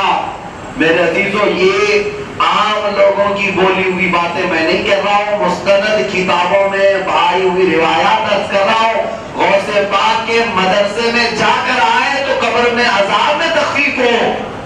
اب آپ اندازہ کریں، یہ مدرسے کی بات بار بار اس لیے کہہ رہا ہوں، غوث پاک کے دربار میں آنے والے کی بات نہیں کیا میں نے، ان کی خانقاہ میں آنے والے کی بات نہیں کر رہا ہوں، غوث پاک کے مدرسے میں اس لیے کہ جہاں علم حاصل کیا جاتا ہے وہاں شفا بھی ہوتی ہے اور وہاں اللہ کی رحمت بھی ہوتی ہے اور وہیں سے لوگوں کی نجات بھی ہے۔ اس چیز کو اندازہ کرو، اور اسی وجہ سے میں کہتا ہوں ہر گلی ہر علاقے میں مدرسہ بھی قائم رکھو، مدرسہ بھی قائم ہونا چاہیے۔ مدرسے ہمارے دین کی حفاظت کے ضامن ہیں، یہ وسیل ہیں، یہ قلعے ہیں۔ اور آپ جو دیکھ رہے ہیں ماحول مدرسوں کو اس طرح سے آج دیکھا جا رہا ہے، دہشت گردی کے اڈے ہیں۔ ہاں، یہ جو ماحول چل رہا ہے، آتنکیوں کو یہ گڑنے لگ گئے، کیوں میاں کیوں کر رہے ہیں؟ مدرسے کیوں کر رہے ہیں؟ اس لیے کہ انہیں پتا ہے یہ مدرسے باقی رہے تو انسان بنتے رہیں گے، اور ان کو حیوان چاہیے، ان کو صرف وہ حیوان چاہیے جو پیشاب پیتا ہو، گوبر کھاتا ہو، اور یہ مدارس انسان بناتے ہیں۔ انسان کا مطلب معمولی نہیں ہے، انسان تاج کرامت پہن کر کے آیا ہے، یہ رب ذوالجلال کا نائب مطلق ہے۔ انسان عزتوں کا مالک ہوتا ہے، غلاظتوں کا نہیں، اور یہ مدرسہ سکھاتا ہے کہ حلال کیا ہے، حرام کیا ہے، اور مدرسہ ہی سکھاتا ہے کہ انسان کی زندگی عروج و ارتقاء پر کیسے جاتی ہے۔ اسی لیے یہ مدرسے آج گڑنے لگ گئے لوگوں کو اور تکلیف ہونے لگ گئی، کبھی مدرسے کی گرانٹ ختم کر دیں گے، کبھی مدرسے میں کچھ اور ہم داخل کر دیں گے، وہ کھوس دیں گے، یہ کھوس دیں گے۔ یو پی میں، بہار میں، آسام میں یہ جو معاملات چل رہے ہیں، ان کے پیٹوں میں یوں ہی درد نہیں ہو رہا مدرسوں کو لے کر، کچھ تو ہے مدرسے میں، کچھ تو ہے، اور انہیں بھی اچھی طرح سے معلوم ہے کہ یہاں سے کوئی دہشت گرد نکلتا نہیں ہے، یہاں سے کوئی دہشت گرد نہیں نکلتا، کوئی آتنکواد نہیں نکلتا، انہیں خود بھی پتا ہے، لیکن انہیں یہ پتا ہے کہ آتنکواد اور دہشت گرد تو نہیں نکلتے، یہ مدرسوں کو اگر باقی رکھا گیا تو ایسے ایسے عالم نکلتے ہیں جن کی زبانیں لاکھوں کے دلوں پہ راج بھی کرتی ہیں۔ ہم بھی تو کسی مدرسے کی پروڈکٹ ہیں، آپ کے سامنے ہم جو بیٹھے ہوئے کسی مدرسے کی پروڈکٹ ہے۔ اور مدرسہ، مسجدیں، دیکھیں آپ مسجدیں بناتے ہیں، مسجدیں پوری تعمیر کر لیا، سنگ مرمر بھی لگا دیا، اس میں پورے جھومر بھی لگائے، پنکھے بھی لگائے، ساری چیزیں، لیکن آباد کرنے کے لیے مدرسے کا ہی کوئی آنا پڑے گا، محراب میں وہی جائے گا جو مدرسے سے آیا ہوا ہو۔ اب آپ جاہل کو رکھ لیتے تو اللہ بات، لیکن اصول تو یہی ہے، مدرسے کا پڑھاؤ یا تو حافظ قرآن ہوگا یا عالم دین ہوگا، وہ محراب میں جاتا ہے۔ مسجد 50 کروڑ کی بھی کیوں نہ بن جائے، لیکن ایک غریب کسان کا بیٹا حافظ قرآن ہو تو وہی مسجد کو آباد کرتا ہے۔ ہاں، سیٹ لوگ مسجدیں بناتے ہوں گے، لیکن مدرسے جو ہے مسجدوں کے امام تیار کرتے ہیں۔ مدرسوں کے امام بنانا اور ہے، اسی لیے غوث پاک رضی اللہ تعالیٰ نے پوری زندگی بھر مدرسے پر توجہ دی. مدرسے کا بہت بڑا آپ نے خیال فرمایا. یہاں تک کہ جس گدی پر آپ بیٹھے یہ عام لوگوں کی گدی نہیں تھی, یہ امام غزالی کی گدی تھی. جہاں سے امام غزالی درس دیا کرتے تھے غوث پاک اس پر بیٹھے. اور ایک وقت میں جب آپ خطاب کرتے, روایتیں بتاتی 70,000 کا مجمع سنا کرتا تھا. 70,000 کا مجمع. یہاں مائک لگا کر کے بھی ابھی ہمیں تکلیف ہو رہی ہے, ہم اپنی آواز نہیں پہنچا پاتے, لیکن وہ سلطان الاولیاء اس زمانے میں 70,000 سے جب خطاب کرتے تو روایات یہ ہے کہ پہلی صف والا جیسے سنتا ویسے آخری صف والا بھی سنتا. عزیزان گرامی وقار, اب یہ علم کی بات آئی ہے تو یہی بات میں عرض کر رہا ہوں کہ آپ کے خطبات غوث پاک آپ پڑھ لیں, اس میں آپ نے جو تلقین فرمائی سب سے زیادہ علم کی تلقین فرمائی. علم کی طرف آؤ, علم کی طرف آؤ, علم کی طرف آؤ. اور بے علم اور جاہل لوگ پوری دنیا کے لیے نقصان دہ ہیں, امت کے لیے بھی نقصان دہ. اور اسی لیے تو حدیث پاک میں یہ بھی ملتا ہے قیامت کی نشانیوں میں سے, قیامت کی نشانیوں میں سے ایک نشانی یہ بھی ہے اذا حسد الامر الى غیر اہلہ فانتظر الساعہ. میرے آقا فرماتے دین کے معاملات جاہلوں کے ہاتھ میں چلے جائیں گے تو تم قیامت کا انتظار کرو. قیامت کے قریب یہی سب چیزیں ہونے لگ جائیں گی, یہی سب چیزیں ہونے لگ جائیں گی. مجھے ایک بات ابھی یاد آتی ہے, امام صاحب کو لوگ انٹرویو لینے کے لیے بیٹھتے ہیں, کمیٹی کے لوگ, میں ان سے نہیں کہہ رہا ہوں یا پھر کسی کو خاص کر کے نہیں کہہ رہا ہوں, آپ برا نہ مانیں, ویسے میں جاؤ بولنا ہے وہ بول دیتا ہوں. ہوتا ہے انٹرویو, ابھی یہاں پہ بھی چل رہا ہوگا, لیکن آپ انٹرویو نہ دیں. عالم کو ایک عالم کا امتحان لینا ہے تو کسی اور بڑے عالم کو لے آؤ, وہ امتحان لے گا, وہ سمجھے گا. ورنہ تو یہی ہوگا کہ ایئرپورٹ میں ہمارے ساتھ بھی ایسے ہوا تھا. ہمارے ایک ساتھی تھے, مصر کا جو ویزا لگتا تھا وہ عربی میں لگتا تھا, اور زبردستی جو ہے کاؤنٹر پہ بیٹھا ہوا, اس کو کوئی اس سے تعلق نہیں ہے, وہ تو امیگریشن والا دیکھے گا, لیکن کاؤنٹر پہ بیٹھا ہوا زبردستی پریشان کر رہا تھا, ویزا کہاں ہے, ویزا کہاں ہے. ویزا دکھایا, اسے سمجھ میں تو آنا چاہیے, تو اس نے کہا کہ نہیں سمجھ میں آ رہا ہے. تو ہمارے ساتھی نے لیا اور کہا, میں پڑھ کے سناتا ہوں. ہمارے ساتھی تھے, انہوں نے کہا سیقول السفہاء من الناس ما ولاهم. قرآن کی دوسرے پاری کی آیت پڑھ رہے تھے, وہ کہا ہاں بس بس ٹھیک ہے. تو کہا کہ کیا ہے یہ, کہا بس یہی ہے کہ 6 دسمبر تک کا ویزا ہے اس کے اندر. میں بول رہا ہوں آپ مان نہیں رہے اس لیے میں نے پڑھ دیا. کہا ٹھیک ہے بس کافی. تو یہی تو ہوگا جب ایسے لوگ انٹرویو لیں گے, وہ کیا بول رہا ہے کیا پتہ چلے. ایک عالم دین کا انٹرویو لینے کے لیے کچھ کمیٹی والے بیٹھے ہوئے تھے. کہا کہ مولانا صاحب کچھ چیزوں کا سوال ہے, جواب دے, پھر آپ کو امامت پر رکھا جائے گا. کہا ٹھیک ہے بتائیے. کہا کہ قیامت کی بڑی نشانیوں میں سے کوئی نشانی بتائیے. کہا وہ سب سے بڑی نشانی یہ ہے کہ جاہل عالم کا امتحان ہے. یہی تو بڑی نشانی ہے. عزیزان گرامی وقار, غوث پاک رضی اللہ تعالیٰ عنہ کی تعلیمات میں سے یہی ہے کہ علم اتنا تمہارے پاس رہے جس سے تمہاری زندگی سنور جائے. تم حلال و حرام تو سیکھ سکو, واجب اور فرض میں تمیز کر سکو, اور اپنی زندگی تو اسلام کے دائرے میں رہ کر گزار تو سکو. اللہ تعالیٰ سب کو علم کی توفیق عطا فرمائے. اور ایک بات اخیر میں یاد کروں گا, علم حاصل کرنے کی کوئی عمر نہیں ہوتی. اگر آپ کو ایسا لگ رہا ہے کہ میں بچوں کو تلقین کر رہا ہوں, نہیں, بوڑھے بھی ہو تب بھی حاصل کرو. اللہ تعالیٰ نے تمہیں موقع دیا, سانسیں چل رہی ہے, 70 سال کیوں نہ ہو گیا ہو, آپ علم حاصل کریں. حضرت عمر فاروق رضی اللہ تعالیٰ عنہ فرماتے مجھے سورہ بقرہ سمجھنے میں 12 سال لگ گئے. 12 سال لگ گئے. شیخ سعدی رحمۃ اللہ علیہ فرماتے ہیں 60 سال کی عمر سے تو میں پڑھنا شروع کیا. میرے عزیزو, امت میں بڑے بڑے ایسی مثالیں موجود ہیں. ہم نے خود اپنے علاقے میں اپنا ایک مدرسہ قائم کیا تھا جس میں 60 سال 70 سال کے بوڑھے ہمارے پاس پڑھنے کے لیے آتے تھے. جا کر کے آپ معلوم کر سکتے ہیں. اس لیے میں یہ کہہ رہا ہوں کہ علم حاصل کرنے کی کوئی عمر نہیں ہوتی, قبر میں جانے تک آپ علم حاصل کر سکتے ہیں. اب آگے بڑھتے غوث پاک رضی اللہ تعالیٰ عنہ کے اب زندگی پاک سے جو چیزیں اللہ کا ولی جو آتا ہے وہ کسی نبی کا پرتو بن کر آتا ہے، اور نبی پر اگر کوئی اعتراض کرے تو ولی اپنی کرامت سے جواب دیتا۔ ایسے غوث پاک کی زندگی میں بہت سارے واقعات پیش آئے۔ ایک مرتبہ آپ اپنی خانقاہ پر بیٹھے ہوئے تھے، ایک شخص آیا اپنے گھر میں دعوت دیا کہ کل آپ میرے گھر تشریف لائیں، آپ نے قبول فرمائی۔ ایک کے بعد دوسرا آیا، اسی وقت کی دعوت دیا، تیسرا آیا، اسی وقت کی دعوت دیا، یہاں تک کہ 70 لوگ آئے، ایک ہی وقت کھانے کی دعوت دی۔ یہ بھی بہجت الاسرار میں آپ فرماتے 70 لوگوں کی دعوت قبول کر لی۔ دوسرا دن گزرا، شام کے وقت جو لوگ دعوت کیے تھے وہ سب جامع مسجد کے پاس جمع ہوئے اور فخر کرنے لگے، آج میرے گھر غوث پاک آئے تھے۔ کوئی کہہ رہا ہے میرے گھر غوث پاک آئے تھے، تیسرا کہہ رہا نہیں میرے گھر آئے تھے اسی دوپہر کے وقت، سارے لوگ ایک ہی وقت اور انہی کی دعوت کی بات کر رہے ہیں۔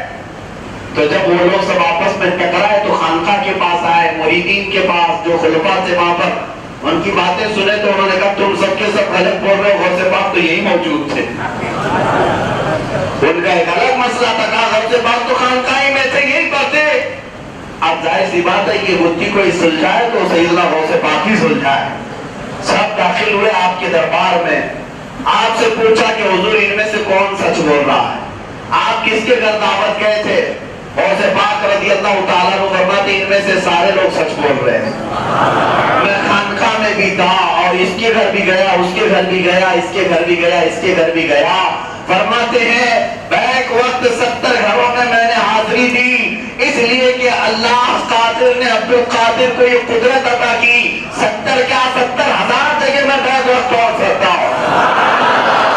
اور یہ واقعہ یوں ہی نہیں پیش آیا میرے عزیزوں، اب یہاں مجھے عرض کرنا ہے جو رسول پاک کو حاضر و ناظر نہیں مانتے، اس زمانے میں اگر کوئی اعتراض کرتا تھا کہ رسول ایک وقت میں ان کے گھر کیسے آ سکتے ہیں، ان کی قبر میں کیسے آ سکتے ہیں، ان کی قبر میں، غوث پاک نے اپنی کرامت سے بتایا کہ شیخ عبد القادر جیلانی بیک وقت اگر 70 گھروں میں دعوت کے لیے جا سکتے ہیں تو ان کے نانا محمد رسول اللہ ایک وقت لاکھوں مریدین کی قبر میں کیوں نہیں جا سکتے؟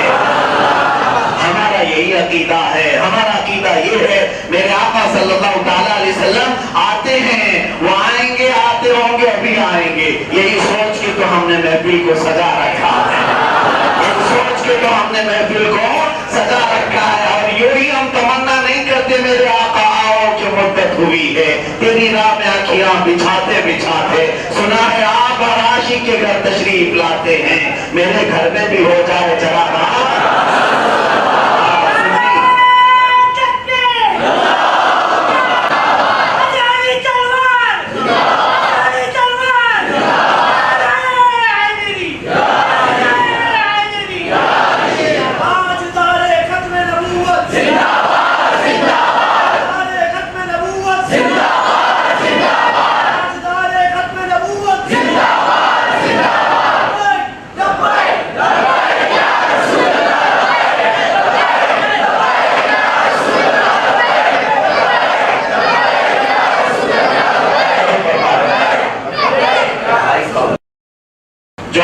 جو جھگڑے کرتے رہتے ہیں رسول پاک حاضر ہے ناظر ہے کہ نہیں، غیب ان کو ہے کہ نہیں، اس پر انہوں نے کہا تھا حاضر و ناظر و بشر و نور و غیب کو چھوڑ، حاضر و ناظر و بشر و نور و غیب کو چھوڑ، شکر کر کے وہ تیرے عیبوں کو چھپائے ہوئے ہیں۔ غالب تو ابھی بات کرتا ہے مصطفیٰ کریم حاضر ہے کہ ناظر ہے، غیب ہے کہ نہیں ہے، نور ہے کہ بشر ہے، تجھے کیا لینا ہے اس مصطفیٰ کے مقام کا، کیا تو جانتا ہے؟ اتنا شکر کر کے تیرے عیبوں پر وہ پردہ ڈالے ہوئے ہیں۔ عزیزان گرامی وقار، سلطان الاولیاء غوث الاعظم دستگیر نے بتایا میرے رسول حاضر بھی ہیں اور ناظر بھی ہیں۔ ہم نے اعلیٰ حضرت کا ایک ترجمہ پڑھا، اس سے سمجھ میں آتا ہے مولا تعالیٰ نے میرے رسول کو کیا بنا کر بھیجا ہے، داعیا الی اللہ باذنہ وسراجا منیرا۔ اللہ فرماتا ہے آپ کو اللہ کی طرف بلانے والا داعی بنا کر بھیجا اور چمکنے والا سورج بنا کر بھیجا ہے۔ کس کو؟ رسول اللہ کو۔ اب مجھے بتاؤ سورج سے آپ یہ کہتے ہیں کہ امریکہ میں طلوع ہوا ہے، انگلینڈ میں طلوع ہوا ہے، افریقہ میں طلوع ہوا ہے، وہ الگ سورج ہے، ہندوستان کا سورج الگ ہے، پاکستان کا سورج الگ ہے، عرب کا سورج الگ ہے. ارے اس افق پر سورج طلوع ہوتا ہے اور ہر ملک میں پہنچتا ہے، اس کی روشنی ہر ایک کے گھر تک بھی جاتی ہے. اور یہ سورج کہاں سے آ رہا ہے؟ اللہ عاشقوں کی زبان سے پوچھے تو پتہ چلتا ہے رسول پاک صلی اللہ تعالی علیہ وسلم کے قدموں کا غسالہ لے کر سورج بنایا گیا. ہاں، اعلیٰ حضرت فاضل بریلوی نے فرمایا کٹورے تاروں نے بھر لیے تھے. معراج کی شب حضور پاک صلی اللہ تعالی علیہ وسلم کے جسم ناز پر جو رحمت و انوار کی بارشیں کی گئی تھی اور بارشوں کے قطرے ان تاروں نے اپنے اندر بھر لیے تھے تو آج پوری کائنات کو روشنی دے رہے ہیں. جس کے اترن سے سورج پوری دنیا کو روشن کرتا ہو اور وہ محمد الرسول اللہ کی ذات بیک وقت سارے مومنین کے آپ کیوں نہیں جا سکتے؟ ہم یہاں سے پکارے وہ وہاں سے سنے مصطفیٰ کی سماعت پہ. اور رسول پاک صلی اللہ تعالیٰ علیہ وسلم آئیں گے، ضرور آئیں. جس کو ٹینشن ہے وہ نہ کہے، ہمیں تو یقین ہے، ہمیں تو یقین ہے. ہم تو یہ کہتے ہیں، وہ بزرگوں نے ہمیں یہ کہا بھی ہے، میرے جنازے پہ رونے والوں فریب میں ہو بغور دیکھو. میرے جنازے پہ رونے والوں فریب میں ہو بغور دیکھو. مارا نہیں ہو لباس غم نبی میں لباس ہستی بدل گیا ہو. مطلب کیا ہے؟ محبت نبی اتنی تھی کہ غم ستا رہا تھا جدائی کا، اس لیے موت کا لباس پہن لیا، جا رہا ہوں مصطفیٰ سے ملاقات کے لیے. بس اتنا سا فرق ہے، یہاں سے جا رہا ہوں وہاں حضور کی بارگاہ میں. دیکھ تو نیازی ذرا سو گیا کہ دیوانہ، یہ بھی تو کہا گیا. دیکھ تو نیازی ذرا سو گیا کہ دیوانہ، ان کی یاد میں شاید آنکھ لگ گئی ہوگی. یہ عاشقوں کے لیے کہا جاتا ہے. میرے عزیزو، حضور پاک قبروں میں ہماری تشریف لائیں گے. ہاں، اب آگے میں بڑھتا ہوں. یہ حاضر و ناظر کا مسئلہ، حضور پاک صلی اللہ تعالیٰ علیہ وسلم حاضر بھی ہیں ناظر بھی ہیں. سنیو، عقیدہ ہے آپ کا؟ حاضر کا مطلب ہے میرے آقا ہمارے ساتھ ہیں، اور ناظر کا مطلب ہے وہ اپنے قبر انور سے ہی ہر چیز کو ملاحظہ بھی فرما رہے ہیں، ہر چیز کو حضور دیکھ بھی رہے ہیں. اور قرآن تو کہتا ہے اے رسول ہم نے آپ کو گواہ بنا کر بھیجا. مجھے بتاؤ گواہ کون ہوتا ہے؟ دیکھنے والا گواہ ہوتا ہے یا اندر چھپا ہوا گواہ ہوتا ہے؟ قرآن کہتا ہے شاہدن انا ارسلناک شاہدن، ہم نے آپ کو گواہ بنایا. گواہ وہ ہوتا ہے جو موقع پر موجود ہو. صحیح بات ہے، جو موقع پر موجود ہو. اور دوسرے نمبر پر وہ واقعہ دیکھ رہا ہو، تبھی اس کی گواہی کورٹ میں قبول کی جائے گی. دیکھا نہیں اور تھا نہیں تو اس کی گواہی نہیں قبول کی جائے گی. اب رسول کو اللہ فرما رہا ہے ہم نے آپ کو گواہ بنا کر بھیجا ہے. اس کا مطلب ہے میرے آقا امت کو دیکھ بھی رہے ہیں اور امت کے ساتھ موجود بھی ہے. یہ حاضر و ناظر کا مسئلہ ہم تو دلیلوں سے سمجھاتے ہیں، ویسے پاک اپنی کرامت سے سمجھاتے ہیں. ایک عیسائی جو ہے یہ بھی کہنے لگ گیا تھا ہمارے نبی افضل ہیں اس لیے کہ مردوں کو زندہ کرتے تھے. عیسیٰ علیہ السلام مردوں کو زندہ کرتے تھے، محمد رسول اللہ مردوں کو تو زندہ نہیں کرتے تھے. کہاں ہے قرآن میں؟ بتاؤ. قرآن میں موسیٰ علیہ السلام کا مردوں کو زندہ کرنے کا تذکرہ تو آیا ہے لیکن رسول کا نہیں آیا. وہ یہ کہہ کر کے عیسائی مبلغ سب کو بھڑکا رہا تھا، کئی مسلمانوں کو گمراہ کر رہا تھا عیسیٰ علیہ السلام افضل ہیں. اور سے بات تک جب یہ بات پتا چلی، کہا کہ افضل ہونے کا مطلب مردوں کو زندہ کرنا ہے. اگر اس کے سامنے یہی کیٹیگری ہے، افضل ہونے کا معیار اور کسوٹی یہ ہے کہ مردوں کو زندہ کرنا ہے، تو بلاؤ میں چلتا ہوں. اور اس کو بلایا گیا اور شیخ عبد القادر جیلانی اس عیسائی مبلغ کے ساتھ قبرستان میں گئے اور کہا تو جس قبر پر ہاتھ رکھے گا میں زندہ کر کے دوں. تو میرے مصطفیٰ کی بات کر رہا ہے، رسول اللہ مردوں کو زندہ نہیں کرتے تھے، تجھے علم نہیں، تجھے علم نہیں. تو اس نے کہا کہ یہ بڑی بڑی باتیں کر رہے ہوں گے. ایک پرانی قبر پر ہاتھ رکھا تو غوث پاک نے فرمایا اس کو زندہ بعد میں کرتا ہوں، پہلے یہ بتاتا ہوں اس میں کون سو رہا ہے. فرماتے ہیں یہ 200 سال پہلے کا مردہ ہے، 200 سال پہلے اس کا انتقال ہوا. اپنی زندگی میں گانا گاتا تھا اور پیسے کماتا تھا اور یہی اس کا پیشہ تھا. اب تم دیکھو اسے زندہ کیا جائے تو گاتے اٹھے گا. لوگ میرے نبی کے غیب پر اعتراض کرتے ہیں. یا غوث پاک 200 سال پہلے کے حالات قبر کے بتا رہے ہیں. اس عیسائی نے کچھ نہیں کہا. ظاہر سی بات ہے جب اتنی بڑی باتیں آئیں گی تو سب کی ساری چیزیں ڈھیلی ہو جائیں گی. غوث پاک نے اپنی قبر اس قبر کو اپنی ٹھوکر لگائی. کہا قم بإذنی، میرے حکم سے اٹھ جا. روایات ہے کہ قبر شک ہوئی اور مردہ اپنے کفن سمیت کھڑا ہوا. گانا گاتے ہوئے جس طرح سے اپنے زمانے میں کرتا تھا، پھر آپ نے اس کو زندہ سارے لوگوں کے سامنے دکھایا. پھر قبر میں وہ واپس گیا. اب اس عیسائی مبلغ کا ہاتھ پکڑ کر کے غوث پاک نے پوچھا، عیسیٰ علیہ السلام مردوں کو زندہ کرتے تھے، کیا تو نے دیکھا ہے؟ کہا نہیں، صرف پڑھا ہے. اور عبد القادر کو مردہ زندہ کرتے ہوئے سنا ہے یا دیکھا ہے؟ اس نے کہا میں نے دیکھا بھی اپنی آنکھوں سے. کہا اس کی زبان پر ہاتھ رکھا اور فرمایا، میں ہرگز یہ نہیں کہتا کہ عیسیٰ علیہ السلام سے عبد القادر افضل ہے. اے عقل کے اندھے، تو نے جس چیز کو معیار بنایا افضل ہونے کا، مردوں کو زندہ کرنا، یہ اللہ نے امت مصطفیٰ کے اولیاء کو عطا کیا ہے.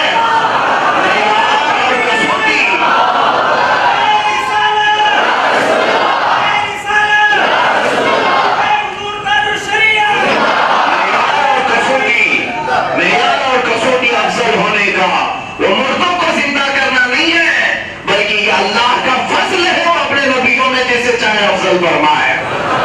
تو نے مردوں کو زندہ کرنے کی بات کی، اس لیے عبد القادر نے کر کے دکھایا. اور پھر اب یہاں پر ایک اعتراض آیا. لوگوں نے پوچھا کہ اکثر قم بإذن اللہ کہا جاتا. عیسیٰ علیہ السلام جب کسی مردے کو زندہ کرتے تو یوں کہتے، اللہ کے حکم سے کھڑا ہو جا. اور غوث پاک کہہ رہے قم بإذنی، میرے حکم سے اٹھ جا. یہ کیا ہے؟ اللہ کے حکم سے اٹھایا جائے تو الگ بات ہے، اپنے حکم سے. تو بزرگوں نے اس کی بڑی نفیس تشریح فرمائی. حدیث رسول میں ہے، من کان للہ کان اللہ لہ. جو اللہ کا ہو جاتا اللہ اس کا ہو جاتا ہے. اور حدیث قدسی میں آگے الفاظ یہ ہیں، ایک بندہ اللہ کی یاد میں اپنے آپ کو اتنا فنا کر لیتا ہے کہ پھر مولا فرماتا ہے، بولتا ہے تو اس کی زبان میں بن جاتا ہوں. ہاتھ وہ جب پکڑتا ہے تو ہاتھ اس کا ہوتا ہے، کام اللہ کا ہوتا ہے. یہاں تک کہ اس کا ہر کام اللہ فرماتا ہے میں اپنی جانب سے کرتا ہوں. کلمات جب وہ زبان سے کہتا ہے، زبان اس کی ہوتی ہے، کلمات اللہ کا ہوتا ہے. اگر غوث پاک کی زبان سے یہ نکلا قم بإذنی، میرے حکم سے اٹھ جا، تو ہم یہی کہتے ہیں یہ زبان عبد القادر کی تھی، کلمہ مولا رب العزت کا تھا. عزیزان گرامی وقار، احیاء موتا حضور پاک صلی اللہ علیہ وسلم سے بھی ثابت ہے. مردوں کو زندہ کرنا حضور سے بھی ثابت ہے. لیکن عقل کے اندھے جب اعتراض کرتے تو غوث پاک کس چیز سے بتاتے؟ اپنی کرامت سے بتا دیتے تھے. بہت سارے ایسے واقعات ملتے ہیں جنہوں نے انکار کیا، انہیں غوث پاک نے اپنی کرامت سے سمجھا دیا. اور کچھ لوگ ایسے بھی ہیں جن کو حضور پاک صلی اللہ تعالیٰ علیہ وسلم کی طاقت اور قوت سے انکار. ایک بڑی عمدہ گفتگو ہم نے پڑھی تھی، غوث پاک معراج کے واقعے پر بیان کر رہے تھے. حضور پاک صلی اللہ تعالیٰ علیہ وسلم معراج کی شب میں کیا خصوصیت کیا ہے معراج کی؟ سارا سفر اپنی جگہ پر، لیکن بات یہاں آ کر کے لوگوں کو وسوسے میں ڈالتی ہے کہ اتنے شارٹ ٹائم میں کیسے ہو سکتا ہے. بیت المقدس جانا، نبیوں کی امامت کرنا، آسمانوں کا سفر کرنا، رب سے ملاقات کرنا، جنت و دوزخ کو دیکھنا، واپس آنا. لیکن یہ کہتے ہیں کہ اتنے شارٹ ٹائم میں کہ 1 منٹ بھی نہیں لگا، زنجیر بھی ہلتی رہی، بستر بھی رہا گرم، عرش گئے پھر آئے محمد صلی اللہ علیہ وسلم. سیدنا غوث پاک بھی یہی بیان کر رہے تھے مسجد میں. یہ بولتے رہتے ہیں، ہوا میں اڑاتے رہتے ہیں، چھوڑو جانے دو، یہ کہہ کر محفل سے اٹھ کے چلا گیا. اپنے گھر گیا اور اس کا گھر دریا کے کنارے تھا. مچھلی پکڑ کر لایا، اپنی بیوی سے کہا مچھلی ہے تیار کرو، میں غسل کر کے آتا ہوں. غسل کرنے کی گیا، ڈوب گیا. اور تاریخ میں بتایا گیا کہ ڈوب گیا تو دوسری طرف نکلا، عورت بن گیا. اور کوئی بادشاہ کا شہزادہ اسے اٹھا کر لے گیا, بیوی بھی بنا لیا اور شادی بھی کر لیا, اس کے ساتھ رہ بھی گیا. اس کو تو پتا تھا کہ میں کیا ہوں, لیکن اس سے کئی بچے بھی پیدا ہوئے. تقریباً 13-14 سال تک کی زندگی وہاں گزارتا رہا. ایک دن پھر وہاں غوطہ لگانے دریا میں آیا, ڈوبا تو ادھر نکلا, مرد پھر سے بنا. اللہ رب العزت جسے جو چاہے اپنی وسیع اپنی قدرت سے بنائے اور دکھائے. وہ اپنے پہلی بات تو یہ کہ شکر گزار بن گیا کہ میں بڑی مصیبت سے باہر آیا. اس سے بڑی مصیبت کیا تھی کہ اصل کیا تھا بدل گیا تھا. واپس آیا تو کہا پتہ نہیں اتنا لمبا عرصہ وہاں گزار کر کے آیا ہوں, بیوی ہے بھی کہ بھاگ گئی پتہ نہیں. اپنے گھر گیا, جیسی دروازہ کھولا تو اس کی بیوی مچھلی صاف کر رہی تھی. مچھلی صاف کر رہی تھی. اس نے پوچھا کہ کیا کر رہی ہو؟ کہا ابھی تو مچھلی دے کر گئے تھے, ابھی اتنی جلدی آ گئے, کیا کروں گی؟ وہ ٹینشن میں آ گیا, بہت پریشان ہو گئے. یہ کیسے ہو سکتا ہے؟ میں 13-14 سال گزار کر آ رہا ہوں اور پتہ نہیں کس کی بیوی کس کی ماں بن کر کے, اور یہ مچھلی صاف کر رہی. ایسا کیسے ہو سکتا ہے؟ یاد رکھنا میرے عزیزوں, یہ مولا تعالیٰ جس کے لیے چاہے زمانے کو گھیر دے, جس کے لیے چاہے زمانے کو طول کر دے, وہ مولا کی قدرت ہے. اب وہ ٹینشن میں آیا. بیوی نے جب کہا ابھی مچھلی دے کے گئے ہو, تب اسے یاد آیا کہ میں غوث پاک کا بیان سن رہا تھا. شیخ عبد القادر جیلانی معراج کا بیان کر رہے تھے اور میں وہاں سے اٹھ کر آیا تھا. اسی کی پاداش اور سزا میں شاید مجھے یہ دکھایا گیا ہوگا. دوڑ کر کے گیا, واپس گیا تو دیکھا ابھی غوث پاک معراج کا واقعہ ہی بیان کر رہے تھے. ابھی بیان چل رہا تھا, ابھی بیان چل رہا تھا. وہ مجمع میں جا کر کونے میں بیٹھ گیا. غوث پاک نے نظر ڈالی اور فرمایا اب تو واقعہ سمجھ میں آ گیا ہوگا, اب تو سمجھ میں آ گیا ہوگا. میرے عزیزوں, ظاہر سی بات ہے ایسا دکھانے کے بعد کس کو نہیں سمجھ میں آیا. اللہ غوث پاک کی کرامت آج پھر ظاہر فرمائے, اور ان عقل کے اندھوں کو مولا غوث پاک کی کرامت سے پھر دوبارہ ایسی سمجھ عطا کرے کہ میرے رسول کی طاقت کو پھر سے ملاحظہ کرے. غوث پاک رضی اللہ تعالیٰ عنہ نے ذات رسول پر جب کبھی حملے کیے گئے اپنی کرامتوں سے جواب دیا, اپنی کرامتوں سے جواب دیا. عزیزان گرامی وقار, اب ایک بات جو مجھے عرض کرنی تھی وہ یہ ہے کہ اب آخر میں جو اصل بات ہے وہ یہ ہے میرے عزیزوں کہ جس چیز کی آپ کو بھی ضرورت ہے مجھے بھی ضرورت ہے, وہ کیا ہے؟ فاضل بریلوی امام عشق و محبت نے فرمایا, غوث پاک کے دربار میں کیسے کہا, تجھ سے در, در سے سگ اور سگ سے ہے مجھ کو نسبت. تجھ سے در, در سے سگ, سگ کہتے ہیں کتے کو, اور سگ سے ہے مجھ کو نسبت. میری گردن میں بھی ہے دور کا ڈورا تیرا. یہ جو سب سے ضروری بات ہے جس کی آپ کو بھی ضرورت ہے مجھے بھی ضرورت ہے, ہاں کون سی چیز ہے؟ وہ نسبت کی ضرورت ہے. نسبت. غوث پاک کی بارگاہ میں مجدد وقت کا یہ کہتا ہے اے غوث تجھ سے تیرے در کو نسبت ہے, تیرے دربار سے باہر کے کتے کو, اور کتے سے مجھے نسبت ہے. کون کہہ رہا؟ امام وقت جس کو جبل الاستقامت, کنز الکرامت, آقا نعمت, امام اہل سنت, امام محمد رضا خان کہا جاتا ہے, وہ کہہ رہے مجھے تیرے دربار کے کتے سے نسبت ہے.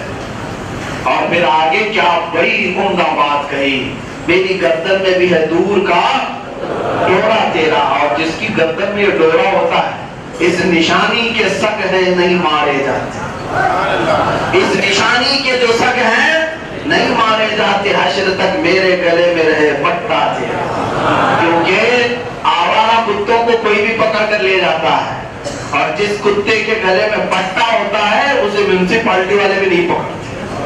کیوں؟ اس لیے کہ وہ پٹا بتاتا ہے اس کا کوئی مالک ہے, مالک ہے. یہ پالتو, یہ فالتو نہیں ہے, یہ فالتو ہے, فالتو نہیں ہے, یعنی آوارہ نہیں ہے, پالا ہوا ہے. اسی لیے اپنے آپ کو آوارہ نہیں سمجھنا میرے عزیزوں, اپنے آپ کو آوارہ مت چھوڑنا. جب بھی باہر نکلو تو قادری نسبت ساتھ میں لے کر کے نکلو, اور جس کے ساتھ قادری نسبت ہے تو پھر اس کا حال یہ ہوتا ہے کیا دبے جس پہ حمایت کا وہ بن جاتے ہیں. شیر کو خطرے میں لاتا نہیں کتا تیرا.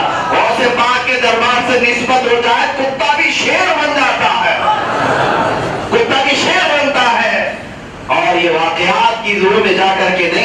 अजीजों, और से बात रज़ियल्लाहु ताला अन्हु क्या अगर सिलसिला हमें मैसर है तो अल्हम्दुलिल्लाह। मैंने काफी साल पहले आपकी करामात में एक चीज पढ़ी थी, उसके बाद से खौफ दिल से निकल गया। अल्लाह ताला बचा कचा वो भी दूर फरमाए, जो खौफ है वो भी दिल से अल्लाह ताला दूर फरमाए। किस चीज का? मौत का डर, मौत का खौफ। ऐ मुसलमानों, मौत हमारे लिए कोई अजाब नहीं है, ये मौला से मुलाकात की रात है। हाँ, हबीब को हबीब से मिलाने वाली ब्रिज का नाम मौत है। तुम डरते किस बात से हो? डर ना रखो, खौफ ना रखो। और से बाप एक बार मिंबर पर बयान कर रहे थे, खड़े थे, छत पर से एक के बाद आपकी तहबंद शरीफ से नीचे पैर से निकलते हुए वो सांप नीचे आया और फन निकाल कर आपकी तरफ खड़ा रहा और कुछ कहता रहा, उसके बाद जमीन से चला गया। गौसे पाक मुस्कुराते रहे, खड़े होकर मुस्कुराते रहे। और उसके बाद लोगों ने पूछा, मुरीदीन ने, सरकार ये क्या माजरा है? इतना खतरनाक सांप आपकी गर्दन पर आया, जिस्म पर आया, लिबास पर आया, पैरों में आया और फिर सामने खड़ा हुआ। तो गौसे पाक क्या फरमाते, सुनो। वो कहते हैं, लोगों क्या तुमने मेरा नाम नहीं सुना? मेरा नाम अब्दुल कादिर है। क्या फरमाते? मेरा नाम अब्दुल कादिर है। मैं कादिर का बंदा हूं, मैं कादिर का बंदा हूं और कद्र पर यकीन रखता हूं कि मौला जब तक नहीं चाहेगा इस तरह के 1000 सांप भी मेरा कुछ नहीं कर सकेगा। और अगर मौला ने मुकद्दर में रखा तो ये सांप क्या चूंटी भी मेरी मौत का जरिया बन सकती है। ये कद्र है, ये तकदीर है। बहुत से बाप फरमाते हैं, उस सांप ने जो मुझसे कहा वो सुनना चाहते हो, सुनो। उसने कहा, ऐ अब्दुल कादिर, मैंने 70 से ज्यादा औलिया को इस तरह से आजमाया, मगर आपकी शान की तरह मैंने किसी को नहीं पाया। ऐसे सबाब इस्तिकामत कि मिंबर से आपने जरा बराबर भी जिस्म तक नहीं हिलाया। यह इस्तिकामत आज कादरी गुलामों में आने की जरूरत है।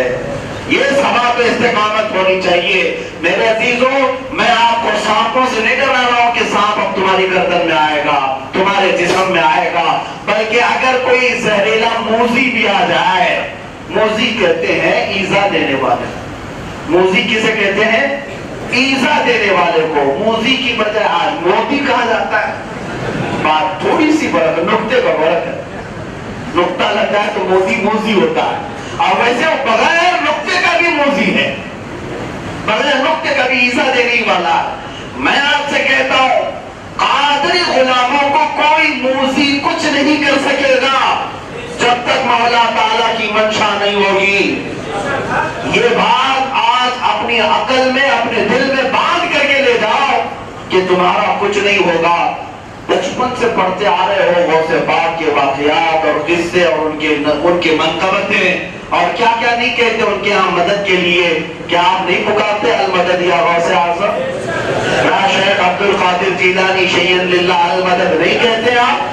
इमदाद कुन अज़ बंदे गम आज़ाद कुन दर दीनो दुनिया शाद कुन या गौसे आज़म।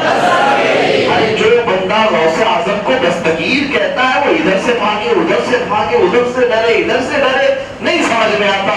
या तो फिर पूरी निस्बत तूने हासिल नहीं की या अपने गौस पर तुझे यकीन नहीं है। याद रखो, गौसे आज़म का हाल ये है, उन्होंने मिंबर से कहा था, मेरा मुरीद मशरिक में हो और मैं मगरिब में हूँ और उसका सतर खुल जाए, मुझे वहां से पुकारे तो मैं यही से मदद करूंगा। जो गौस हमारी सतर पोशी कर सकता है, यकीनन वो हमारी बहुत सारी आफात और बलियात में भी हमारे साथ खड़ा हो सकता है। हाँ, इतना यकीन रखो, अपनी निस्बतों को पुख्ता रखो, पक्का रखो। यही चीज आज सबसे ज्यादा जरूरी है। इस निशानी के जो सग है नहीं मारे जाते। हश्र तक मेरे गले में रहे पट्टा तेरा।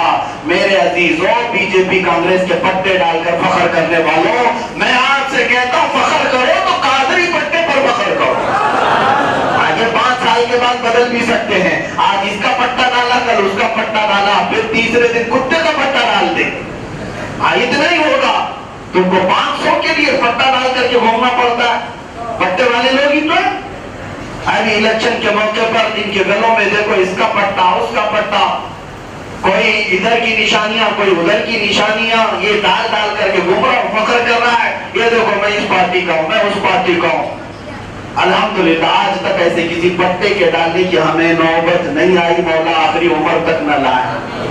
ہماری دعا تو یہی ہے، اے اللہ رب ذوالجلال آخری سانس تک اگر ہمیں غلامی عطا کر تو قدمان مصطفیٰ کی غلامی، اور رسول پاک کے نالین پاک کا واسطہ جو سر پہ رکھنے کو مل جائے نالے پاک حضور، تو پھر کہیں گے کہ ہاں تاجدار ہم بھی ہیں۔ ہمارا تو بس اتنا ہی ہے، قادری غلامی پر فخر کرو، نسبت غوث پر فخر کرو۔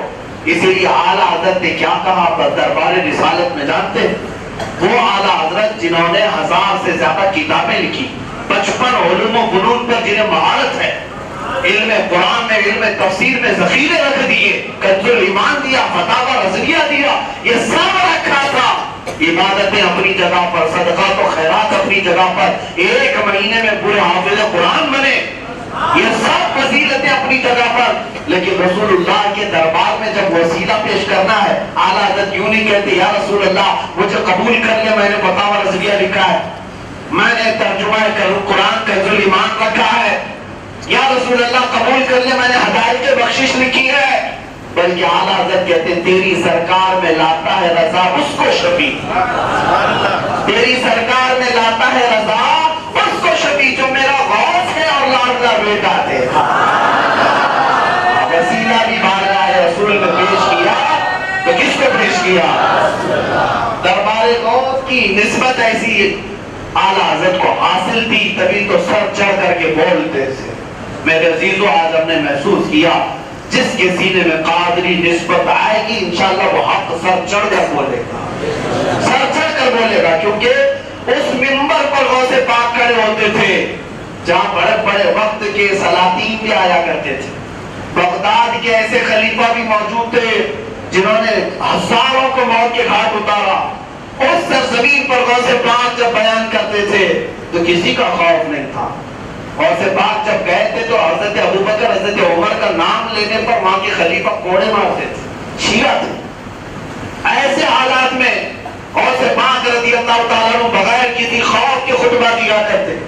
ایک بار خلیفہ مستنجد باللہ آیا تھا اشرفیوں کی تھیلی لے کر کے آپ کے پاس کہ آپ نذرانے میں قبول کر لیجئے۔ ہر کوئی نیتا اور ہر کوئی وزیر اور بادشاہ علماء کو خریدنے کے لیے پہلے تھیلی دیتے ہیں، اب کے زمانے میں تھیلی نہیں لفافہ ہو گیا ہے، پہلے تھیلیاں دی جاتی تھی اب لفافے میں چلا جاتا ہے۔ تو میرے عزیزو اس کے ذریعے سے بہت سارے لوگ زبانوں کو بند کرنے کی کوشش کرتے ہیں، یہ مولانا بہت بولتے ہیں ان کو کچھ اچھا خاصا دیا کرے تو ہمارے اوپر تو نہیں بولیں گے۔ خلیفہ مستنجد باللہ آیا سونے کے سکے بھری ہوئی تھیلی لے کر، غوث پاک نے منع کیا رکھ لو، اس نے اصرار کیا کیا ہدیہ نہیں قبول کرتے آپ، سنت نہیں ہے؟ آپ نے کہا ضرور سنت ہے، لاؤ۔ وہ تھیلی دیا اور اس کو نچوڑا تو اس سے خون نکلنے لگا، خون نکلنے لگا۔ خلیفہ مستنجد باللہ غش کھا کر کے گر گیا، میں تو سونے کے سکے ڈال کر لایا تھا، اس میں سے خون نکل رہا ہے۔ تو جب اٹھا تو غوث پاک نے فرمایا کہ اگر تیری نسبت کا مجھے خیال نہ ہوتا تو اتنا خون اس سے نکالتا کہ تیرے دربار تک پہنچاتا۔ کہا یہ کیا ہے؟ کہا یہ غریبوں کا چوسا ہوا خون ہے، مظلوموں سے حاصل کیا ہوا مال ہے، مجھ سے تو مجھے خریدنے آیا یا تو مجھے دینے آیا؟ وہ طائب ہوا، سچی توبہ کیا، غوث پاک کا مرید بنا، اور اس کے بعد سرکار غوث پاک رضی اللہ تعالیٰ عنہ نے پوری خلافت کے نظام کو اصلاح کے ذریعے سے ایسا سنوارا کہ ایک خلیفہ جب توبہ کیا تو اس وقت کے جتنے گورنر ظالم تھے سب کو کہ علماء کا سیاست سے کیا تعلق ہے، آپ سیاست پہ کیوں بولتے ہیں؟ میں کہتا ہوں علماء ہی سیاست کے حقدار تھے، تو تم آج آ کر کے زبردستی بیٹھے ہو۔ ظاہر سی بات ہے ہمارے ہاں، میں اب یہاں علماء کو کہتا ہوں، علماء سیاست کا مطلب تم کیا سمجھو؟ یہی سیاست جھوٹ بولنا، دھوکہ دینا، گنڈا گردی کرنا، گنڈے پالنا، لوگوں کو ڈرا دھمکا کر کرسی حاصل کرنا، سیاست اس کا نام نہیں ہے۔ سیاست جو میں کہہ رہا ہوں اس سیاست کو جو صدیق اکبر نے فرمائی، فاروق اعظم نے فرمائی ہے۔ سیاست کا مطلب ہوتا ہے لوگوں کے نفع کا کام کرنا، اصلاح کرنا۔ یہ عالم سے زیادہ بہتر کون کر سکتا تھا؟ وہ علماء ربانیین جو باعمل علماء تھے، انہیں امت کی اصلاح کی ذمہ داری دی گئی تھی، وہ تو گوشہ نشین ہو گئے، کوئی گدی نشین ہو گیا، کوئی خلوت نشین ہو گیا. تو ظاہر سی بات ہے جب میدان خالی ہوتا ہے، ہمارے یہاں محاورے میں ایک بات کہی جاتی ہے، کھلا میدان کتوں کا راج. جب میدان کھلا پڑا رہتا ہے تو کتے ہی تو وہاں پر جم جاتے ہیں. اگر آپ چلتے پھرتے رہیں گے تو کتے نہیں آتے. آج ایسی حالت، جس میدان سے آپ دور جائیں گے وہاں جاہل آ ہی جائیں گے. علماء ربانیین نے اس کو ترک کیا، دوری اختیار کی. میں آج یہ بات کیوں ریپیٹ کر رہا ہوں؟ پچھلے سال میں نے عرض کیا تھا کہ غوث پاک کا سیاست میں کیا کردار تھا. آپ صرف کرامات سنے نا ان کی، اور ممبر سے آپ نے خطبات دیے، مدرسہ پڑھائے، اتنا ہی نہیں، غوث پاک رضی اللہ تعالیٰ عنہ نے سیاست کی پوری اصلاح فرمائی. خلیفوں جتنے خلفاء آتے تھے ان کی اصلاح فرمائی. گورنروں کو متعین کیا، مقرر کیا، جو مخلوق کو نفع دے سکتے تھے ویسی حکومت بنائی. خود اگرچہ نہیں کیا، خود اگرچہ کسی حکومت کی باغ ڈور نہیں سنبھالی، لیکن جو بھی حکومت پر آتا تھا وہ غوث پاک کی نگرانی میں آتا تھا. آپ اصلاح فرماتے. آج تک حالت یہ تھی، صدام حسین کے زمانے تک ہم وہاں پر گئے ہوئے ہیں، وہ معلوم کیا ہے. وہ اپنے وقت کا اگرچہ لوگ اس کو ڈکٹیٹر کہتے ہوں، زبردست طاقت و قوت کا مالک صدر تھا یا پریزیڈنٹ تھا عراق کا، لیکن ہم نے سنا ہے کہ ہر مہینے وہ غوث پاک کی بارگاہ میں حاضری دیا کرتا. کیوں؟ اس لیے کہ وقت کے سلاطین بھی، وقت کے ابھی اسی سال کی بات ہے، میں نے دیکھا کہ ترکی کا صدر بھی اپنی جانب سے چادر غوث پاک کے پاس پیش کر رہا ہے. یہ سیاست کی اصلاح غوث پاک نے اپنے زمانے سے فرمائی. وقت کا کوئی بھی خلیفہ ہو وہ غوث پاک کی نگرانی میں آیا کرتا تھا. علماء سے اتنا ہی تو کہہ رہا ہوں، اگر تم متمنی نہیں ہے تو کم از کم عوام کی اصلاح کرو اور ان کرسیوں تک وہ پہنچے جو امت مصطفیٰ کا صحیح نگہبان ہو. حضور پاک کی امت کو لے جا کر کے کسی کا بیچنے والا نہ ہو. ہم نے ایسے بہتوں کو ووٹ بھی دیا، نوٹ بھی دیا، اور پھر آج کیا کر رہے ہیں سب کو پتا ہے. یہ جن لوگوں کے پیچھے جے وجے کہتے ہوئے پکارتے ہوئے چلتے رہے ہیں، مسلمانوں کب تک زندگی گزارو گے؟ کب تک ایسی غلامی کی زندگی؟ اپنے حقوق سمجھو. آج یہی ایک مظلوم قوم مجھے نظر آتی ہے جن کا کوئی ریپریزنٹیٹیو نہیں رہ گیا سوائے چند لوگوں کے. ایک آدھ لوگ پارلیمنٹ میں بات کرتے ہیں امت کے لیے، امت کی بھلائی کے لیے، باقی سب وہاں اور بھی بہت سارے اسلام کا لباس پہنے ہوئے، ان کے منہ میں کیا چیز لگی ہوئی ہے؟ کسی نے تالا لگایا، چابی لگائی ہے، روٹی رکھی ہے، گھی رکھا ہے، کیا رکھا ہے؟ یہ بات آج درد سے اس لیے کہتا ہوں کہ آج ہمارے ملک میں ایسے حالات پیش آ گئے کہ سنگی اور آتنکی میرے نبی پاک کی شان میں بھونکنے لگ گئے کھلے. اور 27 MP بیٹھے ہوئے ہیں ممبر پارلیمنٹ میں. کیا کرنے بیٹھے ہو آپ؟ کرسی چاٹنے کے لیے بیٹھے ہو؟ پورے ہندوستان بھر میں کتنے MLAs ہیں، بدنام مسلمان صحیح، تمہارا کسی بھی فرقے سے تعلق کیوں نہ ہو، لیکن اے لوگوں مجھے بتاؤ، جو کرسی تمہیں ملی ہے اس کرسی پر بیٹھ کر دل پر ہاتھ رکھ کر کے بتانا کلمہ کس نبی کا پڑھا ہے. ظاہر سی بات ہے تم نے بھی تو محمد رسول اللہ ہی کہا ہوگا نا، لا الہ الا اللہ محمد رسول اللہ. اگر اسی نبی کا کلمہ پڑھے ہو تو اس نبی کی عزت تمہیں اتنی بھی پیاری نہیں کہ اس کے اوپر آنچ آئے، لوگ حملے کرنے لگے تو تم اپنے اثر اور رسوخ کا بھی استعمال نہیں کر رہے، بات تک نہیں کرنا چاہتے. آج یہ سب سزا ہے تمہاری بھی ہماری بھی.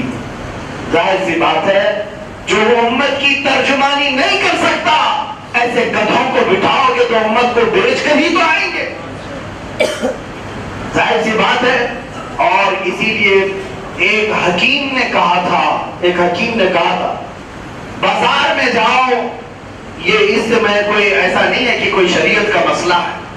اس حکیم نے لطیفے کے طور پر کہا تھا جانور اگر تمہیں لینا بھی پڑے تو بازار میں سے گدھا کبھی نہیں خریدنا یہ سوچ کر کے مال اٹھاتا ہے، لے کر جاتا ہے، آتا ہے، بلکہ کتا لے لینا کم سے کم تمہاری حفاظت تو کرتا ہے، بھونکتا ہے دوسروں پر اور تمہاری حفاظت تو کرتا ہے.